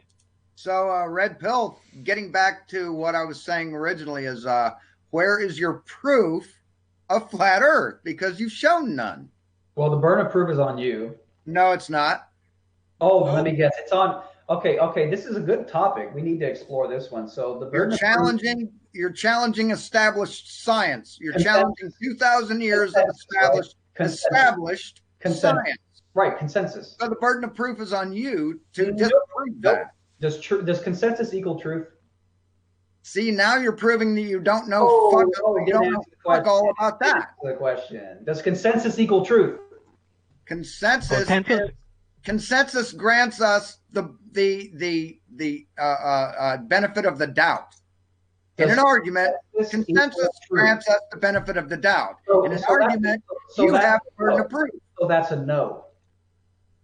Consensus equals the best model asset. So you have to present a better model. Right? That's a no, right, moron? Yes. And from an epistemological and science philosophical standpoint, it has to be. So now that the current model is not necessarily the truth. Now that we know and we've established that consensus does not equal truth, because consensus always changes, as you guys should know by now, then in a debate to determine truth, why should consensus be the determining factor on who has the burden of proof? Because that's the rules of fucking debate, moron. Good luck, assholes. Good luck, assholes. Those are the fucking rules. Look it up. Fuck you. I have a very that's a very easy. You don't find me anywhere where who does and doesn't have the burden of proof is like written in an official like county handbook or something. That whoever has written in the fucking law, dude. That's how law works. It's crazy, man. Debate works. It's written down. It's established. You fucking dumb shit. You don't know fuck all, dude. You think you're some high IQ? There is a very easy answer to your question. God damn, man. You're dumber than dog shit. See my high IQ in action right now, You are dumber than fucking dog shit, dude. You got my IQ up out of nowhere because you see it in action right now, buddy. No, you bring it up every time you fucking open your mouth, dude. You're a fucking dumb shit. Fantastic. That was fantastic. You're a dumb fuck. You're an empty drum. No content, all noise. Not equal truth. I mean, that finally, it was great to get that finally. When you done. Red pill. The fucking rules of debate, asshole. Red pill. Monopoly. You can't just make up your own fucking rules for Monopoly if you want. Those are the rules. Those are the fucking rules. And whether you like it or not. There is a very easy answer to his question. There is a very easy answer to his question. The reason why the consensus is the preferred model is because it has already gone through the freaking process. And it has already received. I said burden of proof. Burden of proof. Why does consensus get? Why does the person challenging consensus get the arbitrary burden of proof put on them in your stupid little debates? My answer actually applies to that very issue. Because the current model already has gone through the burden of proof and the proving process. And there is already a mountain of evidence for it. Why do you have to change batters when you get 3 strikes, dude? You guys support the persecution of Galileo. Thanks. Why do you have to switch batters when a person gets 3 strikes? Support the persecution of Galileo. When a person gets 3 strikes. The persecution of Galileo. Great. Why do you have if that's what you have to go after, you're being childish and you're strawman enough. You guys support the persecution of Galileo who challenged consensus. Why do you have to switch batters if you get 3 strikes? Just because everybody agrees. If you get 3 strikes. Just because everybody agrees. Rules of the game. Because everybody on you, asshole. Everybody agrees. Red pill. Red pill. It's not making true, guys. I'm sorry. That's what poor old Galileo had to suffer. The consensus at the time. The consensus at the time. How dare Red pill, let me speak. He's an empty drum. He's an empty drum. No content, all noise. Thank you. Red pill, can you let me actually speak? Did any of us actually say that we support the persecution of anyone? Yeah, you think or is that actually a strawman argument on your part?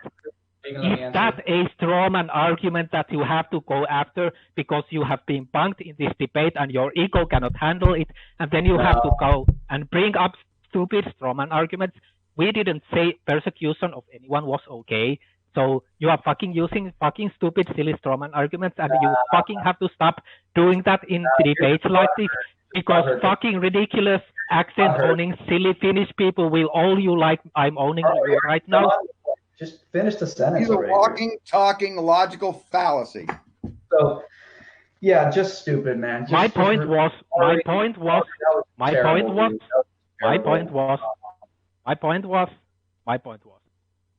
we are not actually promoting persecuting.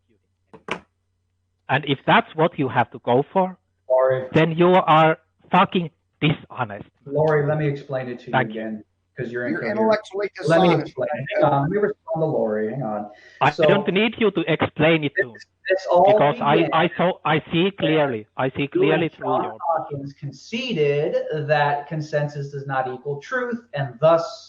Well, no, you guys still think that the burden of proof is obvious. This is actually funny, because I now have to try to listen to you dig your hole up out of that strawman argument that you Laurie, made. Laurie, now you're just like patting yourself on the back. And it's okay, pointless. yeah. Anybody else have an actual argument? But I can give you the floor. If you want to speak, I can give you the floor. Who's the water guy? Al was trying to say something earlier. The water guy. I would actually like to see you dig yourself out of that hole. If you can, you actually hear me? You're just imagining holes, dude. You're delusional. He can't dig himself out because he's an idiot. Anyways, I thought I heard Al trying to say something. So, like, I actually got Red Pill to be silent in this debate. Is Red Pill dead now? He's silent now. Wow, I think you broke Red Pill, with a silly fucking accent. We broke Red Pill. You broke Red Pill, Laura. You shut him the fuck up. That means you're wrong, right? That means you're a fucking useless piece of shit. Just like you think. Globetards proven. We shut up Red Pill. Right? Red pill, you have been blue pilled. Yes. Anyways, so again, red pill, prove the flat earth or shut the fuck up. No one gives a shit about your logical fallacies. Prove what you say or shut the fuck up. Burden of proof is on you guys, unfortunately. Burger of proof. Why? Why is the burden of proof on us? Don't talk about burgers. I'm hungry, man. Yeah, we proved it. The burden we have of proof proven on it. Now it's your turn. The burden of proof is on you guys. We have proven it. Sorry. You're just too fucking stupid to understand. I'm just trying to get a word in through Sean's incoherent shouting. Yeah, the burden of proof is on you guys because, first of all, consensus doesn't equal truth. So I'm not intimidated by your pat on the back, popularity, trendiness. So none of that matters. So what equals truth? Evidence? Well, truth equals truth. Proof. If you can get some proof. Does evidence equal truth as If well? you can get some proof, but now you guys are saying there's no such thing as proof. So that's great. That means there's no scientific proof for the heliocentric model according to you guys. Now. There's no scientific proof for the flat Earth model. Right. You don't understand one goddamn thing presented to you, do you? You guys have been pushed up against the wall so bad. You now have to wake up every morning, look in the mirror, and say, "There's no scientific proof for the heliocentric model." So much fallacious shit getting said just now. That's what it is. Rumpus says there's no scientific proof. There's no such thing as scientific proof. Rumpus said it. So, but that's because you guys have been pushed back up against the wall. And you had to. No, it's because science doesn't prove things; it eliminates possibilities. You've had to raise the bar of proof so high that there's no. This is just an ego. This is just a red pill ego show.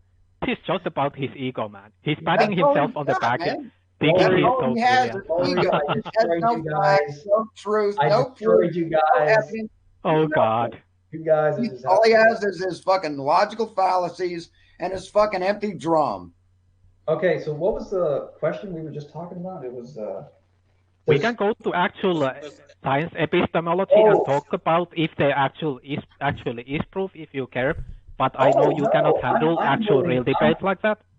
I'm willing to accept that there's no such thing as scientific proof. I think that's great for the Globe skeptics because it's a giant chink in the Globetards. Yeah, but could you imagine going to public? Could you imagine going to public school?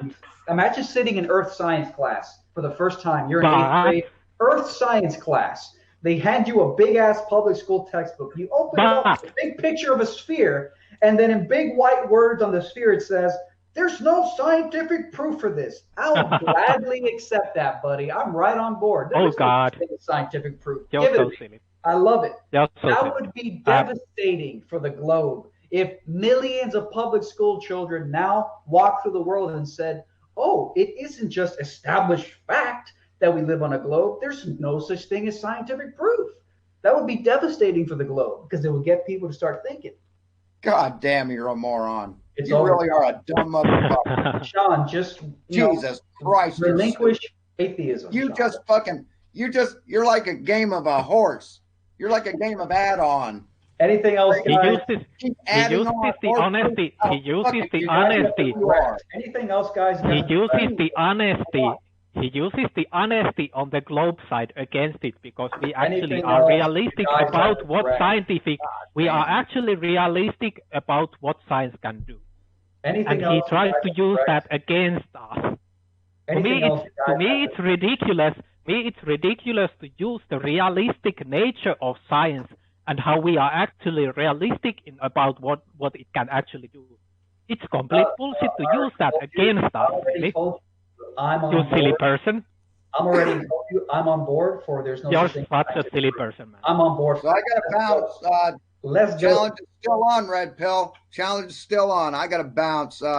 Debate. Hook it up with Jose. Get him to fucking organize it, and then he'll tell me whether you're bitch mate or not. Rage quit.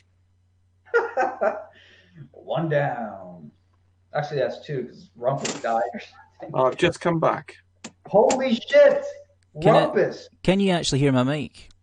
Yeah, I can hear you all. Yeah. Oh fuck! Thanks for letting us know, guys. I've tried a couple of times and nobody even fucking responded. What's up, Carlos? Chingo, I got the proof right here. Look, this is a Pelican case. I guarded it really good. Familiar with a Pelican case? Not really. All right, so let me just open it up for you here. All right, here we go. Here's the proof. Ah, shoot. What? Now you look. All right, I'm very confused now, Carlos. Um. Very confused now. So there was a couple of points I wanted to say about some of the things you've said. Just two things mainly. One Well, is listen, I gotta get going a little bit. well, only take 2 seconds. But I'll entertain a couple questions. You were trying to make the case that there's no reason for you to have burden of proof, but you also want to claim that you're challenging the current paradigm and usher in a new one. So can you explain how you would actually change a paradigm without providing some kind of proof or evidence? You have to make the case with something, not with nothing. Could you restate like the first half of what you said? You're trying to deny that you have any kind of burden of proof, but you're challenging an existing paradigm. You believe that paradigm to be false, but whether it's false or true, in order to challenge it and push in another paradigm, how do you do that without providing proof? Yeah, well, it's not that I don't think I have any burden of proof. It's that I definitely don't think it's entirely on flat earthers. Well, so, because that's what I keep hearing from a lot of the top tier globe defenders. All the burden of proof is on the flat earthers. No, if you have a contrary position, you have to justify the you can invalidate. You don't have to prove your position. You just have to be able to invalidate our position, and you can't. And your demonstration of your complete and utter lack of understanding and you've demonstrated a complete lack of understanding of perspective in this. You don't understand any of the geometry or the math. So I'm afraid you don't have any counter argument other than your wishful thinking. Rumpish, where did you go for an hour? I'm curious. I was so annoyed with Jose yet again sabotaging my explanation. Lemonbird came along, and just as I was in the middle of demonstrating what perspective was, Jose said, "No, I want to hear from Lemonbird now." And he's done that to me about 4 or 5 times. So I was just so annoyed. I just said, "Sod it then. I'm off then. If you can't." He never allows me to speak for more than about 2 minutes. Okay, I wasn't sure if I had slain the rumpus because you kind of disappeared in the middle of that insanely. Yeah, I was giving you a demonstration, that insanely disingenuous thing with the angles and the little eyeball is so disingenuous. In that case, well, it's because you don't understand geometry. That's your problem. Okay, this is the problem with people who don't. It's not geometry, it's perspective. See, you don't understand basic geometry. Whoa, wait a minute. Perspective is geometry. Perspective is geometry. You can't separate the two. You don't understand basic geometry, and therefore you find it confusing. You can't tell the difference between a valid argument and an invalid argument because you understand no geometry, you understand no math, you understand no reasoning, and you just have your wishful thinking. That's all you've got. I would like to address if you want to, I'm more than happy to go through you with the trigonometry and the geometry with you slowly, step by step, so we can try and drag you into your sort of what you should have understood when you were about 15, which clearly you didn't do, and you somehow missed. You somehow missed your early teens education. I wish you had a rage quit when I had you pinned up against the wall.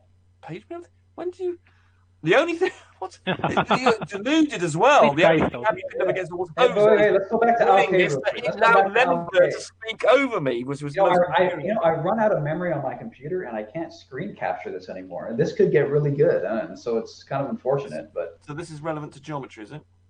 Anyways, so let's Alcade real quick. So right, I basically gave you half of my answer. You just ignored the option of me explaining to you slowly about. No. That you interrupted. You interrupted Alcade, so I was like Alcade. Alcade, do you want to go ahead, Alcade? Well, I had asked a question and you'd started. My bad. So basically what I said was that it's not that I don't think we have any burden of proof, is that I don't think it's exclusively on flat earthers. And it seems a justification for saying that all the burden of proof is on flat earthers is that Globers have the consensus. And I'm saying consensus does not equal truth, so consensus is a poor determining factor for who has burden of proof. No one claims it is. Right, but the thing show you is, the geometry of it. Sorry, Hal. Well, yeah, well, that's what I say. See, the consensus. Go ahead, Al. The consensus side of it comes from an accumulation of evidence and a build-up of knowledge, right? So it's not just we think this. Consensus is wrong all the time. That doesn't mean that it's wrong. Some people think by it default. used to be consensus that the Earth was flat, and then look, it got tossed out. No, I've never had a consensus of that. No, all right, and that's disputed. Some people don't think that was true, even though it's obviously the ancient Greeks knew it was round, so there's no consent that. No one in any stage of medieval Earth of medieval history has ever thought it was round. Flat. Hey, Rumpus, which ancient Greek proved the Earth was a sphere? Hold on. Before we get off track, Aristarchus. coming back to the burden of proof thing, there's a difference between saying I have no burden of proof and I don't think we have sole burden of proof. So you've changed your position slightly there. And that is it's still relevant that you have some burden of proof. You have to provide something. No, I never changed my position. I mentioned burden of proof in the context of... You said you had no burden of proof, and then when I asked you the question, your response is, well, I don't think we have all of the burden of proof. I don't really remember saying that I had you did earlier say you had no burden of proof. But if I said I had no burden of proof, it's because you guys are coming on to me saying I have it all. So I'm just going to straight up say I don't have it. But I think in a fair, hang on. In a fair discussion, I think everybody should listen to the evidence without putting all the burden of proof pressure on one side. That's my point. So yeah, if I said I have zero burden of proof, I'm only saying that because Sean Hawkins comes in and says, for 2,000 years, everybody said it's a globe. So you have to find some way to prove it now. And when you come at me with that shit saying consensus is the ultimate arbiter and thus all the burden of proof is on me, I'm just going to respond to that bullshit and say, no, I don't have the fucking burden of proof. Now, I will kind of say that I also don't think I have the burden of proof, because saying that we live on the underside of a spinning ball is pretty out there, and it's against all of our intuition, all of our senses, all of our experience. So on that level, I do really feel like the globe really does have the majority of the burden of proof, really does. You guys have to find a way to explain how your model contradicts everything we ever experienced. So I do think it doesn't contradict everything. Yeah, exactly. But it contradicts everything. No, you can see the moon is spherical, the sun is spherical. You can see the curvature of the Earth. Hold on. You can see the curvature of the Earth simply by taking a photograph from a few thousand feet. We've got pictures of the damn thing. You can measure the boats go over the horizon. The windmills that I've got displayed now demonstrated. You cannot have on a flat Earth a sunset. You cannot have the Polaris changing angle as it does in the real world. There are all these contradictions. You cannot have a shape. We know about gravity. You can't have a flat thing with gravity. So there is not a single bit of evidence that supports the flat Earth model, and all the things that the spherical Earth model predicts occur. There is not a single, not even a tiniest inkling of a scintilla of evidence or argument is in favor of the flat Earth. Not one. Not a single one. Are you done? Rumpus, right, the other side to that. Let me respond. Hold on. I was something I was trying to say, and Rumpus kind of talked over me. Sorry, Al. I keep on doing it. But the other side to that is whether you take the side that Rumpus is taking there, that we've got all this stuff that we know. It doesn't matter whether you know or don't know, and it doesn't matter which position you're taking. If you have any position that you want to put forward, you have to provide something to support it. So if you think it's flat and you think it's stationary, you still have to provide something to back that up. Even if the Earth is flat and stationary, you can't just think that, because experiencing it and your estimation as flat and stationary doesn't go beyond what we call an inertial reference frame. So we know that things can be in motion and all the physics behave the same way. So you still have to go beyond the initial experience and find some way of demonstrating it. And you need to invalidate the global Earth. We're happy to accept you invalidating the global Earth if you can, but you can't even do that. You cannot do any. You cannot prove the flat Earth. You cannot invalidate the global Earth. You can't do either of those things. Let me respond. Go on, make one argument. Give us one piece of reasoning or evidence for either the invalidation of the globe or validation of the flat Earth. Either one will do. I'm gonna respond to LK because he was talking about. If I can even remember what the hell LK said. Yeah. Does the flat Earth have to provide evidence? Yeah, of course.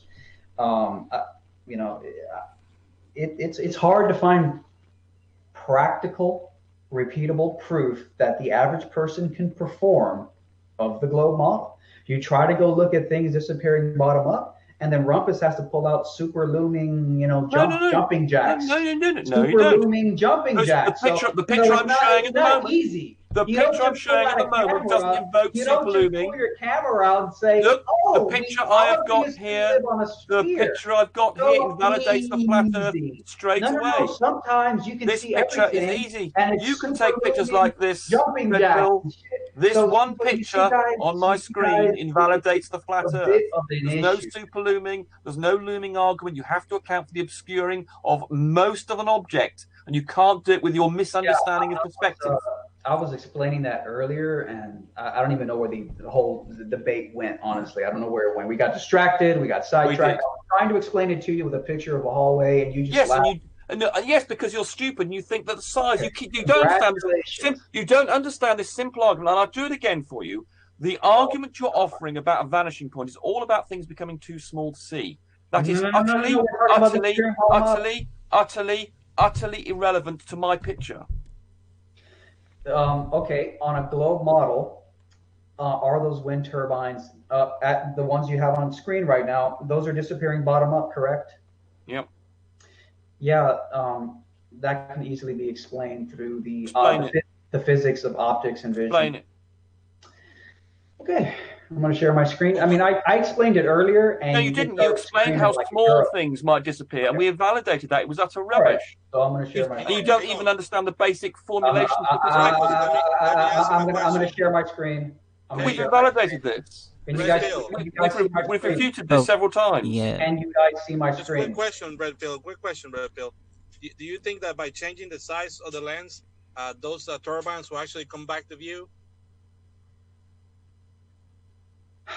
Yes, if we zoom in. Yeah, if we zoom into those turbines, you think they're going to somehow be rematerialized with what's facing them? Not zooming in, but actually changing the size. Oh, either or any optical operation. I think it's a real possibility. Yeah. Oh my God! I was listening to. Oh my God! Oh my God! Well, that's. Did we hear that? Did we all hear what he said there? Yeah, that's ridiculous. Do something with the camera that will bring the base of those wind turbines back into view. You guys want to laugh like little fucking girls? Jesus! Yeah, but if you produce a piece of reasoning that something like a 9-year-old be embarrassed to offer, basically, if you think you can see through a wall.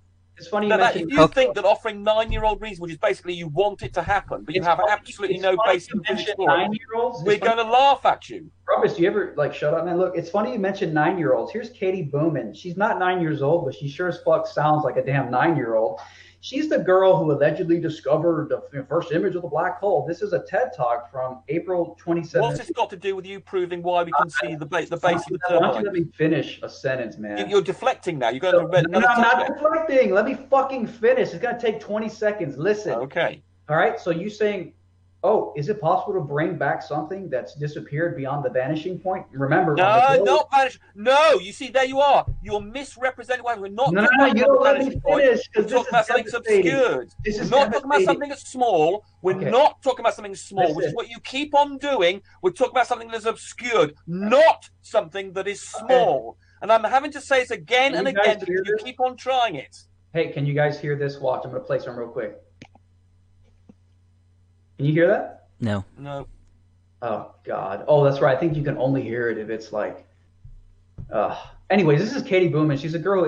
She literally says right here, I'm going to quote her. I'm going to play it. I'm going to quote her. She's talking about the telescopes. She's talking about how you cannot... There's a limit to how far you can see with telescopes. Jesus Christ. And that it's... Hang on. And that it's got nothing to do with something you can see. Again, you're talking about something that's too small. These windmills are not too small. You keep on deflecting onto another subject. Are these wind turbines too small to see? Anybody else on the panel think it should Are they too small to see? Does anybody else think it should be allowed to make my point? Does anybody else think? Yeah, but you're going to a completely different subject. No. Anybody else on the panel going to let me finish my sentence? Go on then. No. Okay, good. Thank you, Rumpus. Appreciate it. So it's only going to take me 20 seconds. It's taken 10 minutes now. Okay, here we go. So she's talking about how we couldn't get an image of a black hole before because the telescopes weren't big enough. And she literally mentions diffraction is the reason there's a limit to your vision depending on your instrument. Now I'm going to play it here and I'm going to get the quote for you real quick. Do you know what diffraction is? It's a scattering of light. Bye. All right, and here is the quote. However, I'm quoting her, however, this black hole is so far away from us, so far away from Earth. It's too small. Yeah, we know that. Right. So again, you see, you keep on using this argument about something being too small, which is not relevant. It's not relevant, Red Pill. You keep on rephrasing. You keep on trying to bring it back into discussion when it's irrelevant. You just rumpus it because you know it's devastating, man. No, it's a simple point. You're using an example of something that's literally light years away, so it can't really be seen. I've only just everybody! I've only just come into this, and how can you communicate when you're all talking over each other? Well, this idiot! I keep on pointing out. He's using no. Okay, so wait a minute.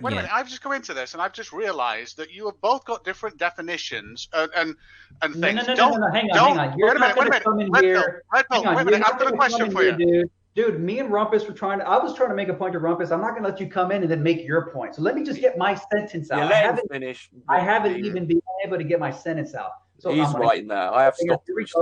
Here we go. We know the point you're going to make. Oh, it's ridiculous.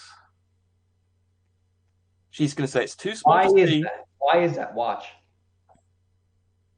Yes, there we go. Well, it's all about size, isn't it? You see that? Hang on. You see, it's about size there, Red Pill. You see the words mentioned, small is size. Only 10 seconds. If you would just give me 10 seconds to finish. I know what you're going to say. But you're not psychic, so let me finish. We don't need to be psychic. It doesn't apply to the image that Rumpus is showing. It's got nothing to do with this discussion. You must understand how frustrating it is to not be able to at least finish. Go on then. But I know the point you're going to make. It's okay, but let me just finish. Go on then. Go on. All right. We can't hear it, by the way. I don't know if you. I know. I'm going to quote you now. Well, it all comes down to a simple equation. Due to a phenomenon called diffraction, there are fundamental limits to the smallest possible objects we can see. Now, just 5 more seconds. Hang on.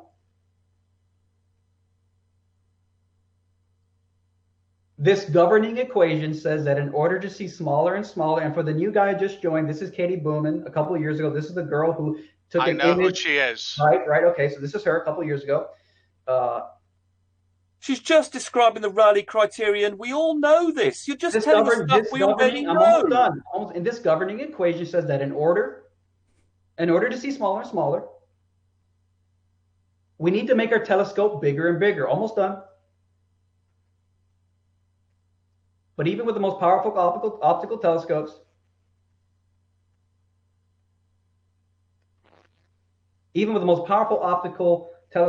we don't even have enough resolution to get like super high pictures of the moon. So my point is that the optical instruments, be it your eye or a camera, have a literal vanishing point, okay, caused by diffraction. She literally came out of her mouth, and that will cause things to disappear out of your sight.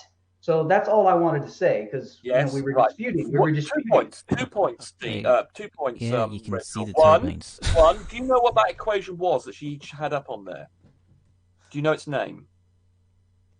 Is this like pop quiz time? Do you know? Yes or no? It's okay. You give the fucking answer. Most people wouldn't know it. I'm just wondering if you know it, given the fact give the fucking answer, man. Right, it's a Rayleigh criterion.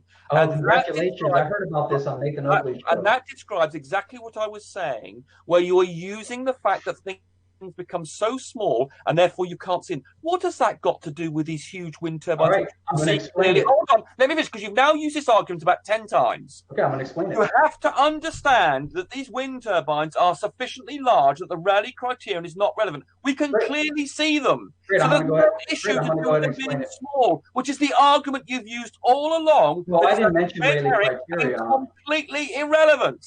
Well, I didn't specifically mention Rayleigh criterion. No, Things but it disappear is. to the That is vanishing what that point. equation is, and this is the argument you're using all the time about things becoming so small we can't see them any longer. But these wind turbines are not small. We can see them clearly. Your argument is utterly invalid, and you're a moron if you can't see that. Great. Jesus Christ, how stupid can you be? Okay, congratulations. Okay, great. So now I'm going to explain to you. Now I'm going to go ahead. You're stupid. Okay, congratulations. Now I'm going to go ahead and explain to you how things can disappear bottom up on a flat plane. Ready? Okay, Yeah. can you guys see the hallway? Can I say one thing before you start? Yeah, Rumpus, The argument of Rumpus. No matter how much it pains you, please let him finish. Okay. Thank you.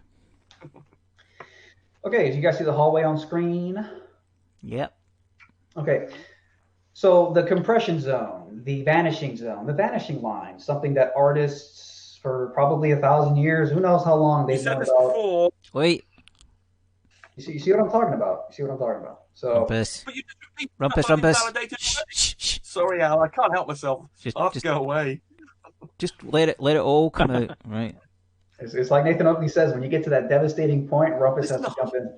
You might as well say Rumpus wanted to be All right. Okay, so there's a compression zone in the distance. It's a vanishing line. It's a vanishing point. Artists know about it. Anybody who denies this is pretty much you can say you're a science denier. It's not called a compression zone, is it? The closer something is to the compression zone in your vision, that's where things disappear. It's the reason it's called a vanishing line or a vanishing point. Things will disappear. Al, why are we putting up with No, this? no, come on, man. Come on, let him finish. I know, but just let him finish. Right, let him finish. Let me finish. He's waffling as well as being an idiot. Please let him finish, Rumpus, because I'm actually building a model to explain this to him. So be quiet. Well, okay, you want to go for longer, do you? Right. It's funny because I actually made a 3D model of the long hallway yesterday. Same here. Just really quickly to I'm demonstrate. not a professional 3D modeler in any sense. Well, I used to be for 18 years, so go on. No, I've seen you on Jose's show. Oh, Okay. for God's sake, finish this goddamn pain. Well, you've extended it by 20 Yeah, I know hours. I have. I appreciate that. Okay. So the further away something in your field of view is from the compression zone or the vanishing line or the vanishing point, it is not going to disappear into the vanishing point or the vanishing line. And the bottom of an object in the distance is going to be closer to the compression zone, vanishing line, vanishing point than the top. I haven't finished. Than the top of a very tall turbine. So it hasn't been, for lack of a better word, it hasn't been eaten up by the vanishing zone yet. It makes perfect sense. Oh my God. This is like a 9-year-old. Yeah, but even the picture that you're showing doesn't support what you said. I gotta go eat something. I've been starving. I haven't eaten anything today. So just give me 60 seconds, Red. Go ahead. Just please. Right. So I'm going to present my screen. On the left, we have a corridor, and on the right, we have a corridor, and these are very different corridors. On the left, and I will just make a slight little bit of a correction here for height, I would imagine. Come on, you little shit. No, sorry, I'll leave it. Right, so these are the same distance away from a camera. One of them will disappear bottom first. One of them will never disappear until it gets to a sufficiently small size that the resolution on the monitor would not be able to resolve it, much like the human eye or a camera lens. Now, as these move away, we see that this... Oh, and I've got the... my apologies. Wait a minute, because I've got this camera still doing shit. Bear with me. Break. Right. So as this object moves away, we see, and this is the same distance away, one of them kind of starts disappearing from the bottom first. The other one is never going to disappear. There is only one difference between these two corridors. One is frigging curved, the other is not. So this has nothing to do with perspective. So can I ask you a question? Go for it. Can you go back to the left hallway? Can you bring the left hallway back, please? The flat one. Yeah, there you go. I was literally creating my own 3D model yesterday with a hallway too, so it's very interesting. Yeah. Okay, great. So, my question for you is, because I'm not even a 3D modeler, but get on with the question. I created a 3D model, and I'll present mine too, because why not? If you present yours, I'll present mine. Let me just pull up my 3D model real quick. Oh my God. Tall object disappearing. Okay, X that out. It's like listening to a 9-year-old speculate about maths and perspective. Absolutely. Just give him 2 seconds, please. Jesus, why we have to put up this painful drivel? It's just add on. Anyways, I'm not even gonna bother right now. But look, okay, so hang on, let me get your thing back on screen. So what's the question you had for Dean? What was the question you had for Dean? Hang on. Okay, so can you just let it continue going? Just let it continue going. Yeah. I want it to go so far away that it. Okay. So, damn, that's a shame, dude. You had one on the curve. You had one with the curve. Right. So I can send it all the way away till it gets to nothing if you want. Why did it rise off the floor? It hasn't. I haven't extended the corridor far enough. But if you want it to, fair enough. If you want it to stay on the floor, that's not the issue, Red Pill. You know it. It's disappearing from the bottom up. That's the issue. Hey, 3D modeler guy, what's your name? Dean. Why would you cut the hallway short before the vanishing line? Because it's an infinite distance away. Because the laws, being an artist, the laws of parallel. Being an artist, the laws of parallel lines dictate that they will. What? Well, he's done it now for you. He's extended it now. He's extended it for you. He's extended it for you now. Hang on. He's extended it for you now. Let me finish. You're trying to compare. You're making the left hallway analogous to the flat earthers' argument and their point. But flat earthers say that things will disappear and disappear bottom up because of the vanishing line. If you cut the hallway short, let me finish. If you cut the hallway short before it reaches the vanishing point. Yeah, but he's just extended it. Didn't you see that he's extended it? He's just extended it for you. He's just extended it for you. No, I know. I'm just trying to say that. Right, okay, let's deal with what I'm trying to say is that what you presented earlier. Everybody stop shouting. Everybody now he's extended it. You haven't got an argument.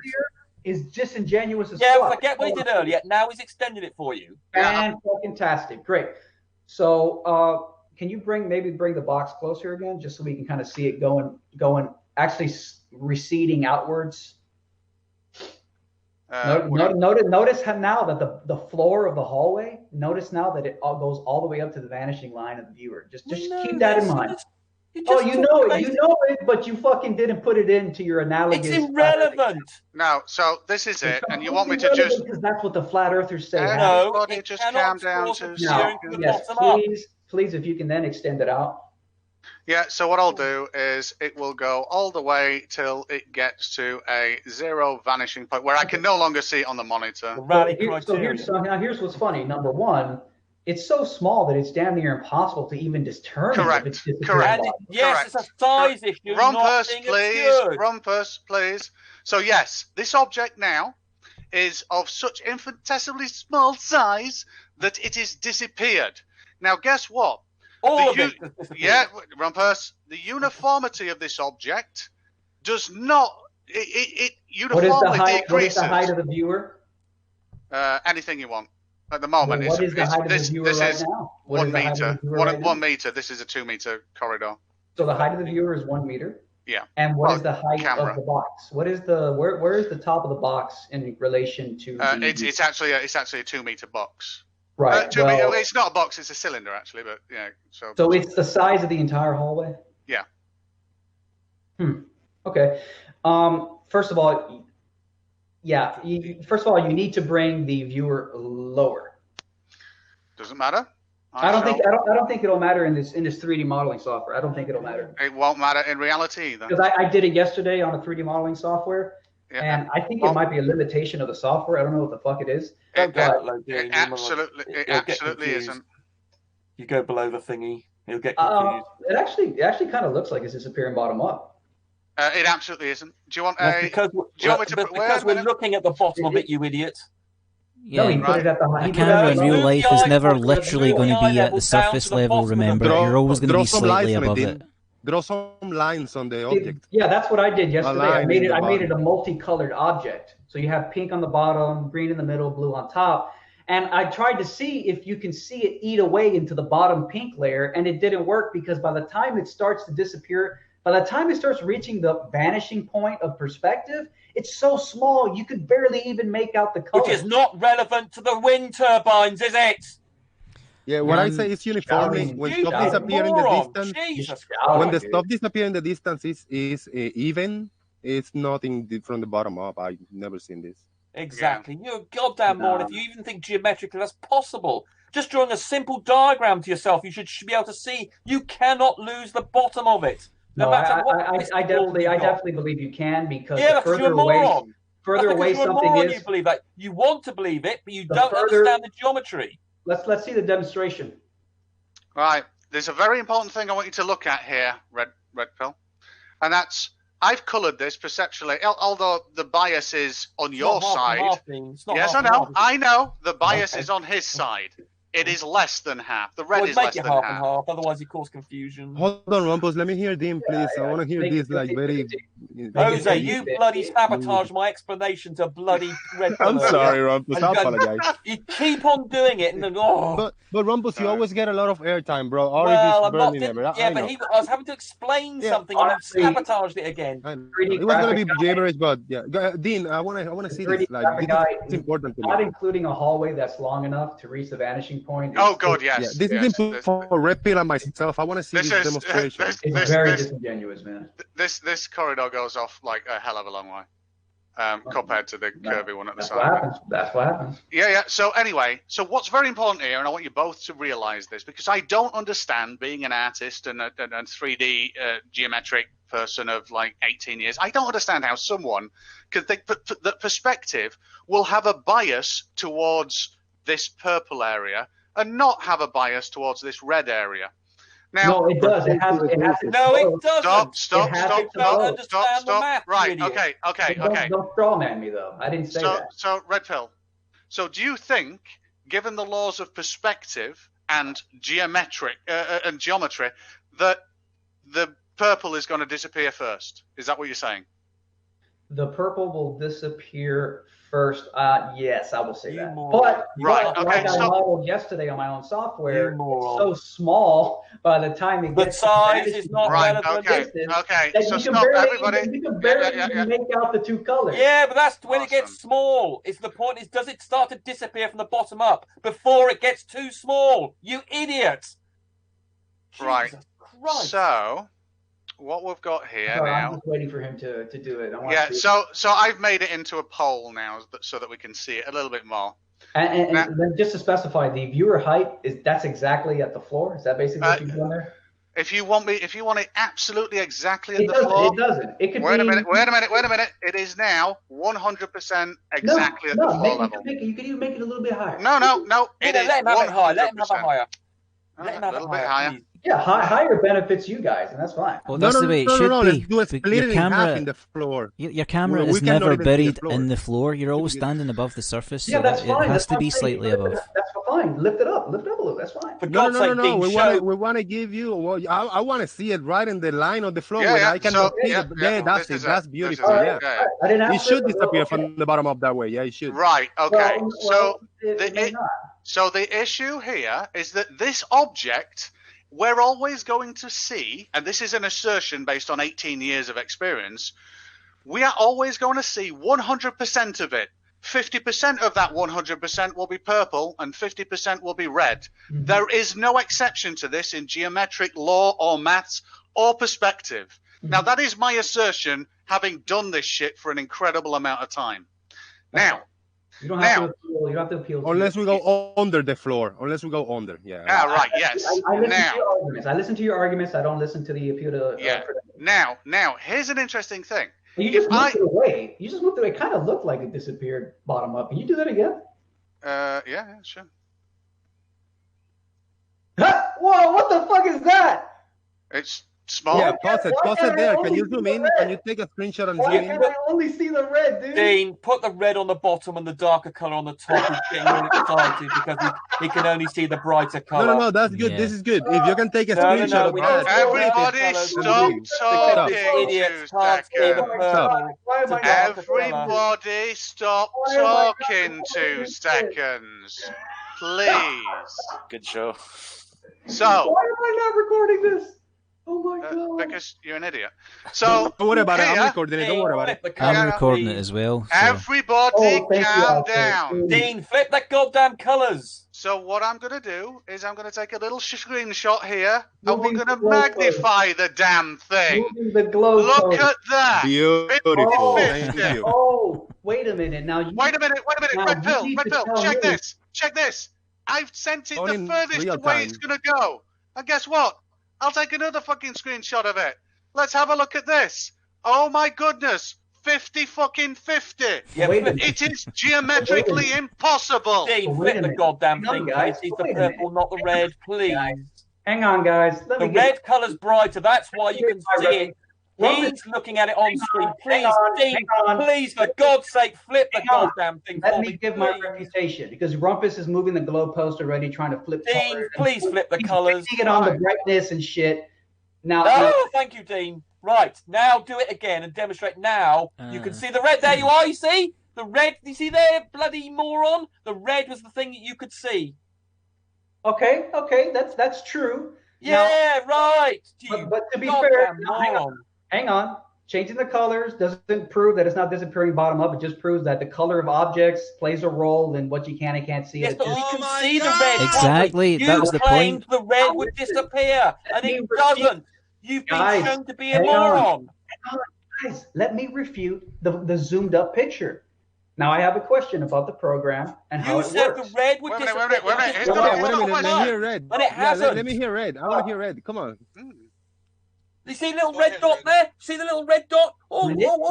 See the tiny little red dot? Oh, what does that mean? Oh, it means we can see the bottom of it. Oh, that means the red pill's a moron. Well, we knew that before. Right, just that doesn't happen. Christ. I respond. So what the hell? Go ahead, red. My Go ahead. I question want to hear red, please. My Hold on. question is, when it does when you did that little magnification, is it just taking the geometry of the plane and the geometry of the light and saying, well, on a flat plane, it's always going to be visible because that's light's just traveling and there's no perspective and there's no vanishing zone? Right, now, what that screenshot does is, much like the sensor of a camera or the cone receptors in your eye, I take an instance of what's being seen. So when I do this, this is me taking a screenshot of the monitor, tiny, and then all I am actually seeing is the pixels that were visible at that size. But I'm able to zoom in and have a look like this to see 50-50. That's it. And the point is, we need to compare this to my wind turbines. And well before it gets so small that it's a single pixel, we're seeing this loss of the bottom of the base of things well before any of these size issues occurs. And you need to account for that well before you have any angular size that's comparable to what you can see. You utter moron. We've got on my windmill pictures, it's this big. And it's still, we're losing the base. So it's utterly irrelevant. Your whole line of argument is moronic and stupid and desperate. You're a moron. All right, so I was doing a 3D hallway model just like this yesterday. Can I present that real quick? Yeah. Okay. I think I'm currently sharing, so let me bring it up. I don't know, mate. Wait a minute, give me a second. Okay, can you guys see my screen? Yeah, we can click on your drivel. I see you. Okay, great. Let me. Okay, so this is what I was working with yesterday. I'm not a professional in any way. Yeah, we know that. We're not professional at anything. I just started fucking with this 3D modeling software. Yeah, we know. What I'm gonna do is, because I got similar results to you yesterday actually, and I was like, oh wow, that's pretty cool. So let me just bring this up here. How much of a moron can I take? Drivel. Rumpus, please. Obviously not much because you can't stay quiet. Yeah. Sorry, Al. But Al, if he was a bit more humble and said, I'm trying to learn his, he keeps on a circle. I am That's humble. what gets Rumpus. I'm very humble. It's just that you guys have moved the globe post so much. No. Besides a few outbursts, I think he's been okay at the moment. I've been more aggressive than he has, but Rumpus, you are fucking mad. bad. Well, yeah, but I've had to deal with this guy. Well, over 2 hours ago, I had to deal with this guy's idiocy, and then he keeps on repeating it. He keeps on repeating this issue of the small size, and he doesn't seem capable of absorbing the fact that that's absolutely irrelevant to the wind turbine picture or any other picture we've got where a substantial portion of something is. So he keeps on coming back to this Rayleigh criterion, although he doesn't even know what it's bloody called, and he even gave us a video, as you saw, on the issue of something getting really small. Again, completely irrelevant. We've got big things losing most of them. Their angular size is big, and we can see large portions are missing. Anyway, let's just watch this. 1,000 feet. To bring it. So here's what I did basically. Let me just zoom out here real quick.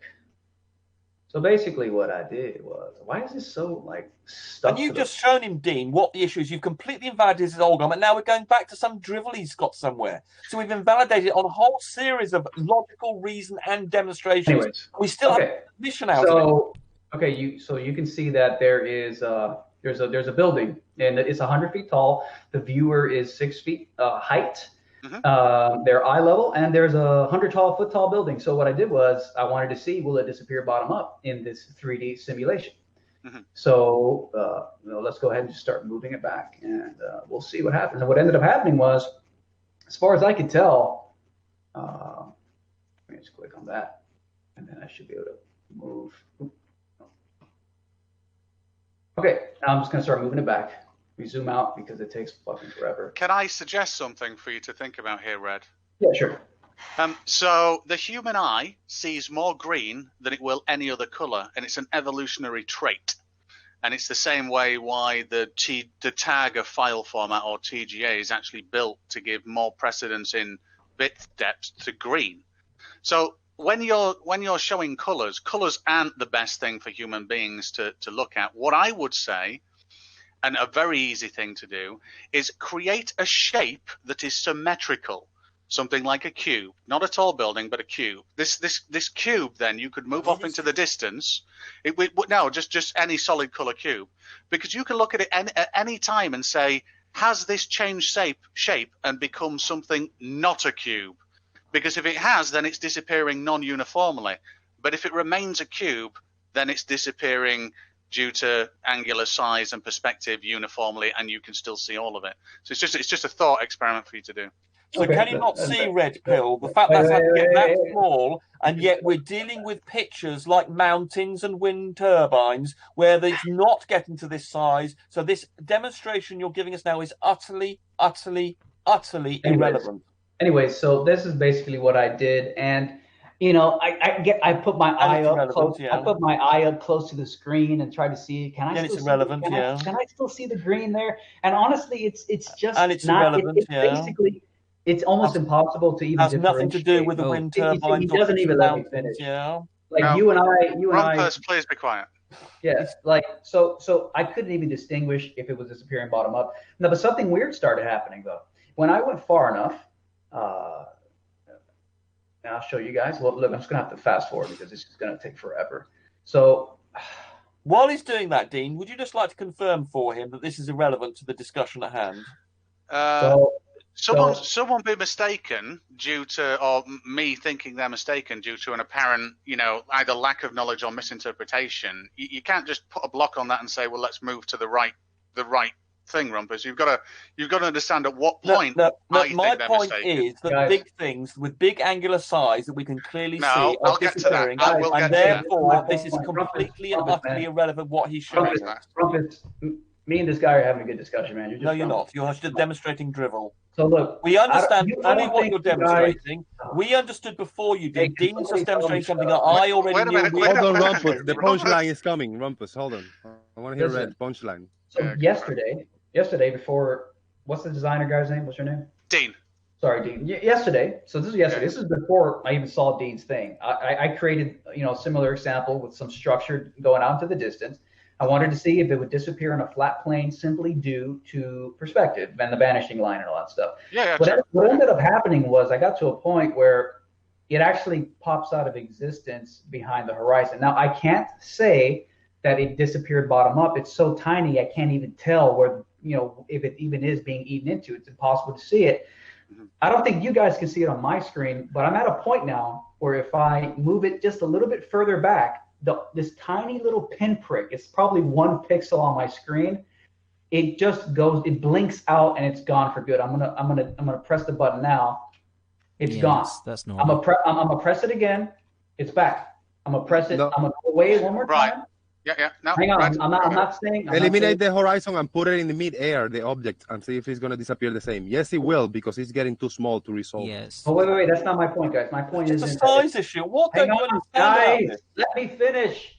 My point, I'm not even saying this is a flat earth proof here. I'm just saying it might be an issue with this software because something really weird started happening. So I'm gonna push it a little further away again. The little black dot is gone. But what's weird is that if I just keep pushing it away, eventually the black dot would start reappearing again.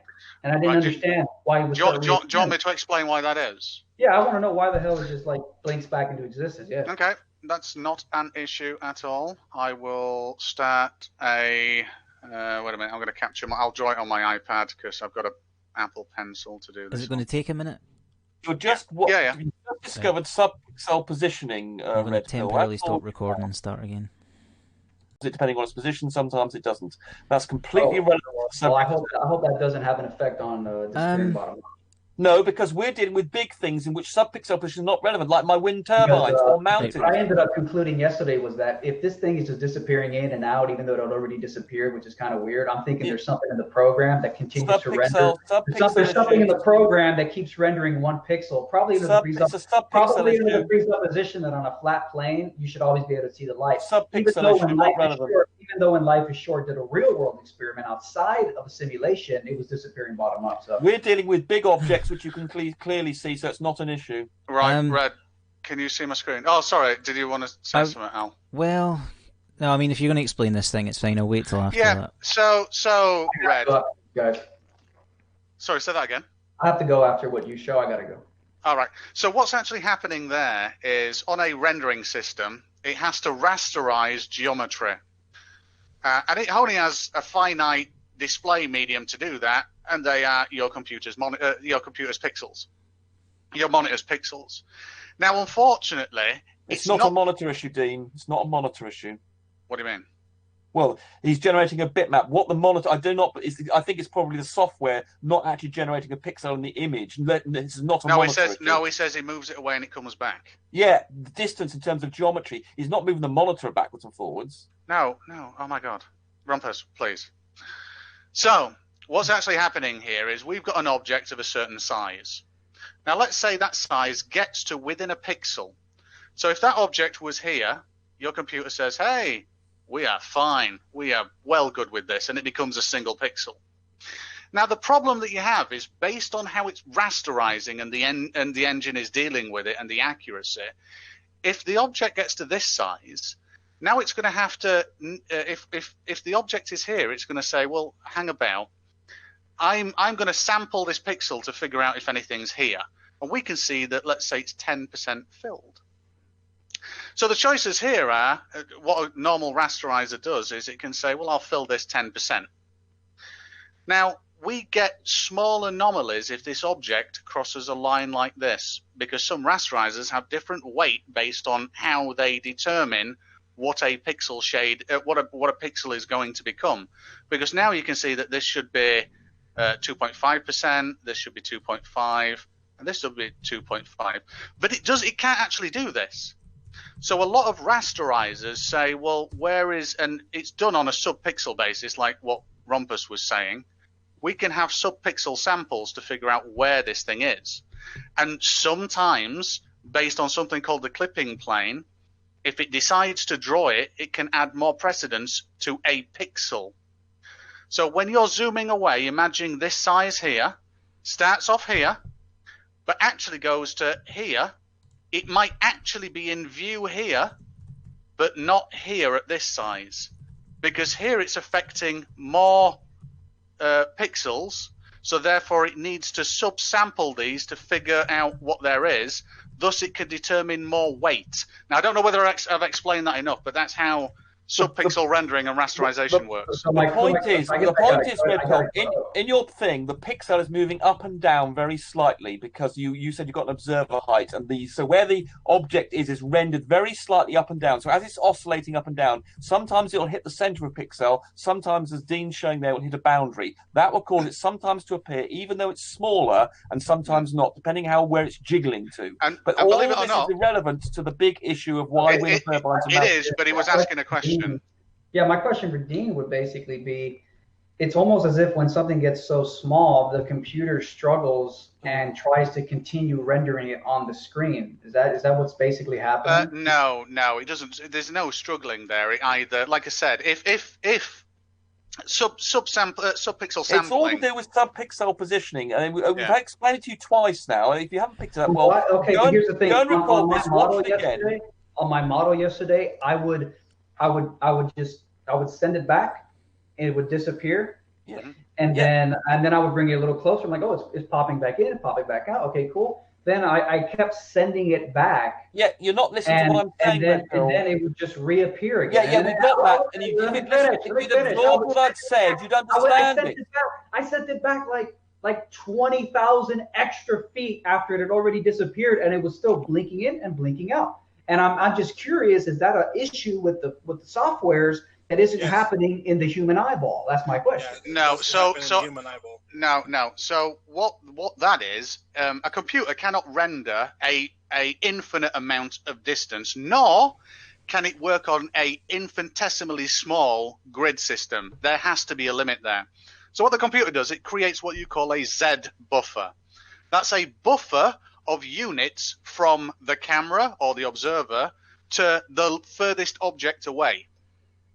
Now, sometimes they can be fixed. It depends. I've got control over that in Maya. So, for instance, in Maya here, I can actually control. I've got this example here. I don't know whether you can see my screen, Red. So I've got this camera aligned perfectly with this table, and we can see that nothing disappears for, from the bottom first, unless I sync my camera below it, and then. Can I ask you a quick question? Oh, he's dropped. Oh, okay. Something must have went wrong there. That was fun. He's back. He's back. Hey, Dean, can you hear me? Yeah, kind of. Can I ask you a quick question? So, just to get where you're coming from, can an object like the block, for example, in your hallway, the red block, do you believe that it can eventually completely disappear at some point? Yes. Okay. It becomes so small that even in subpixel sampling, the renderer is just going to say, I'm not going to consider that, much like the human eye or a camera light sensor. So why do you think it is that, it's just interesting to me. So do you think that the computer struggles more to render a pixel than the human eye would? Do you think it's like, oh wait, but it's a flat hallway and it's a parallel light ray, so it must be reaching the viewer at the distance, so I must render it. Oh, but it's also so far away. Well, the computer doesn't. By the time it's rendering to the screen, the computer's turned that scene into a 2D representation and rasterized it, which has just means shading it, or making it into shadable quadrants. Now, it's not that it struggles; it's that there's no reason calculating something that can't be displayed because it's too small to display with a pixel. Just like too small to see, but it's not too small to be rendered and calculated. It will be calculated. It might not be put on the image because it's let's say if you've got something that's a tenth the size of a pixel, well, it makes no difference to a pixel if a pixel is the smallest unit that you can color. It's like saying it's hard to it's not hard to explain. Wait a minute, let me see if I've got this back up. So it's like saying if I've got an object, this could be a camera sensor. This whole thing here, and these could be pixels on the camera sensor. If I've got an object that's that big, which I don't know whether you've seen what I've just drawn. Yes. Yeah, I mean, I'm not going to see that because this pixel, when it actually resolves the light and capacitance of the light coming off this object, it just doesn't register on this pixel. It will register, but it won't render this pixel to an image to say, hey, there's an object there, because it would just be let's say that was a black object. We're getting confused between sensors and things that are generating images. This has got nothing to do with sensors. This is something from a 3D scene that's generating an image No, he asked me another question then. He's dealing with a situation where he's got a renderer not rendering the pixels accurately or varying depending on the sub-pixel position. We could do with all sorts of rounding errors, software optimizations. You don't know. It's irrelevant. Yeah. This is my question. What I want to know is, I do got to get going because I'm starving. But my question is, I just want to make sure that the 3D modeling softwares, I want to make sure that it's analogous to the human eye or a camera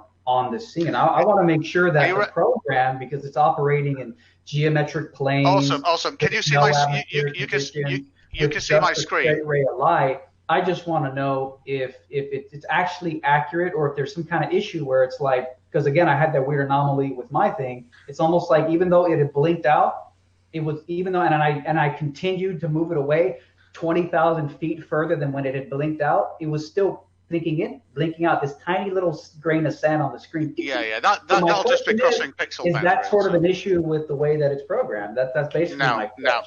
So one way that you can test that, Red, is you see the little barrel here that we've got that goes off into the distance on your flat surface with the camera perfectly aligned. Now, in a 3D program, I've got the ability to, I think it's camera 1, is it?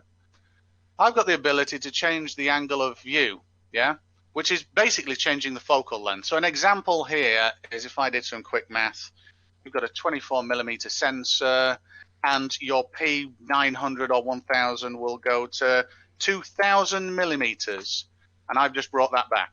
Mm-hmm. Because all I've done is zoom in with your P1000 to 2000mm. Well, so, I don't know. That is the reality of the situation. I have a couple of issues. Number one, somebody has actually done a real world, non-simulation based test for the very bottom up disappearance. I don't know if you've seen it, Dean. It's from a channel called Life is Short. It's actual real world, non-simulation based observation test. And he went to a long hallway. Have you heard about this one? Yeah, he's got a bumpy floor, and he's got a gap at the back and a light. Remember, Rumpus, it's not a bumpy floor. You move the glow post and said it's, because the friggin' f-stop or some shit. I've done a real world test where I set up a spirit level and put a battery on top of it so that we knew that the surface that was being zoomed into was perfectly straight and flat and leveled. And then I walked away with P900 and zoomed into it, and none of it disappears. There is no perfectly flat surface according to Rumpus. So if you're being very technical, there's no such thing as a perfectly flat surface. But Dean, Dean, I really want you to watch this video. I'm going to put it into the Hangout here, because what he did was, you guys can say, oh, it's a curved floor, it's a bumpy floor, but he tested it. He designed the test to check for that. He put two cameras at. Well, that's what you say, Rumpus. Well, let me have a look, Rumpus. He put I'm going to send it right now. He put two cameras at the same height, but they were different lenses. One was a way bigger lens than the other, and the light disappeared out of one and not the other, even though they were at the exact same height above the floor. So I'll send you a link to that, because it contradicts my modeling software, and it contradicts what you just showed. So I want to know why software. I want to know why software isn't like jiving with a real world test. That's basically, So I'll send it to you. Just one thing, Red. What you're going to have to reconcile with your theory, though, is I've zoomed in on this corridor, and this was the point where this was disappearing. I've just brought you back by changing the focal length and obviously zooming in. However, what you need to explain is how a transform happens and we end up seeing this, because that geometrically is impossible. Now, if this guy can do that, he'll win a Nobel Prize, and our reality changes forever. And you know what? You may not have heard of his name. His Life is Short. Rumpus thinks he's an idiot, but I think he's very, very, very, very. I think he's very smart. Rumpus thinks I'm an idiot. Yours, i.e. none. You can argue he's wrong about everything, but he's got a high RPM brain, because this motherfucker he makes these insanely complex videos that are insanely completely deep. confused. And I think he doesn't understand basic geometry like you. Incredible. So yeah, I just put the link in the chat here in the Hangout. Check it out, because it's a real world demonstration of what's not happening here in the software. And I think that using the two cameras, one with a different type of lens of way bigger aperture, the other one was a much smaller lens. I think that's a good test to check for what the flat earthers are asserting, that it's not a bumpy floor or a curved floor. The reason the light is disappearing out of one camera, not the other, is because of the aperture size. Yeah, so he can see a light. So the f-stop is different, so it can see more light, so you can see more detail. We know that, but you've got to deal with windmills where there is not an issue of size. These windmills are huge. I presented this to Rumpus and Carlos a couple of weeks ago on the show, and they have their counter arguments, and maybe you'll have your own, but I think it's something to look at. So, but I got to get the hell out of here, guys. So thanks for the conversation. We'll talk later. Thank you, Red Pill. You hung in there for a few hours. I appreciate it, brother. All right, bye, LZ. Later, guys. Kyrie Irving believes it to be flat. No. You saw this, right? Don't get me started. So we are not on a spinning ball. Okay. We're on a flat, motionless. Oh, this is flat Earth. So you're pitching this as a serious call. Yeah, no, that's serious. Welcome back, my woke friends. Earth looks flat, it feels flat. The logical explanation is the Earth is flat, right? No. You saw this, right? Don't get me started. And that dude who jumped out of a perfectly good balloon, what's his name? Felix Baumgartner. Felix Baumgartner. It's billed as the free fall from the edge of space. Don't get me started. He would have been about 2 millimeters above the surface of this globe. That's his edge of space jump. And you don't see the curve of the Earth at any altitude. And then You can see the curve of the Earth at certain altitudes, though. Yeah, I was on a plane to get here and I saw it. Yeah. This morning, the Austrian daredevil plans to jump from 23 miles above the New Mexican desert. That's 120,000 feet, 4 times higher than most passenger planes fly. And not only that, they made sure to photograph him standing there with a really wide-angle lens, which curves horizontal lines. So in the photo, you see this curvature of Earth's surface, and he said, wow, he's in space, look at that. No, he's not. And so when I went flying from England to Africa, the curvature that I saw, would that be just something that I expected to see and my sort of eyes made it look that way? It was observation that showed us the Earth's curvature in the first place. And if you don't believe all of those scientists and government people for some reason, fly in an airplane and behold an inarguably spherical Earth. At that height, you don't see the curvature of the Earth if you are 2 millimeters above this beach ball. This is a man who just minutes ago was going 536 miles an hour, break the sound barrier on his way down. The sky was totally black, I could see the curvature of the Earth, so that was amazing today. You don't see the curvature of the Earth. I could see the curvature of the Earth. You don't see the curvature of the Earth if you are 2 millimeters above this beach ball. You just don't. That stuff is flat. I travel a lot and I fly a lot and I can see the curvature when I fly. Okay, so 35,000 feet, you can see it, right? That's what you're saying? Generally speaking, I can see a slight curve to it, yeah. Okay, so Neil deGrasse Tyson says that you can't see it at that altitude, so I really... This really doesn't matter. We have satellites. That stuff is flat.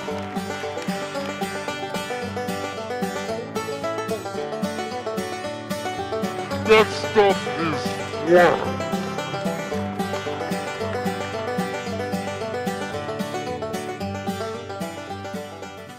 Don't get me started.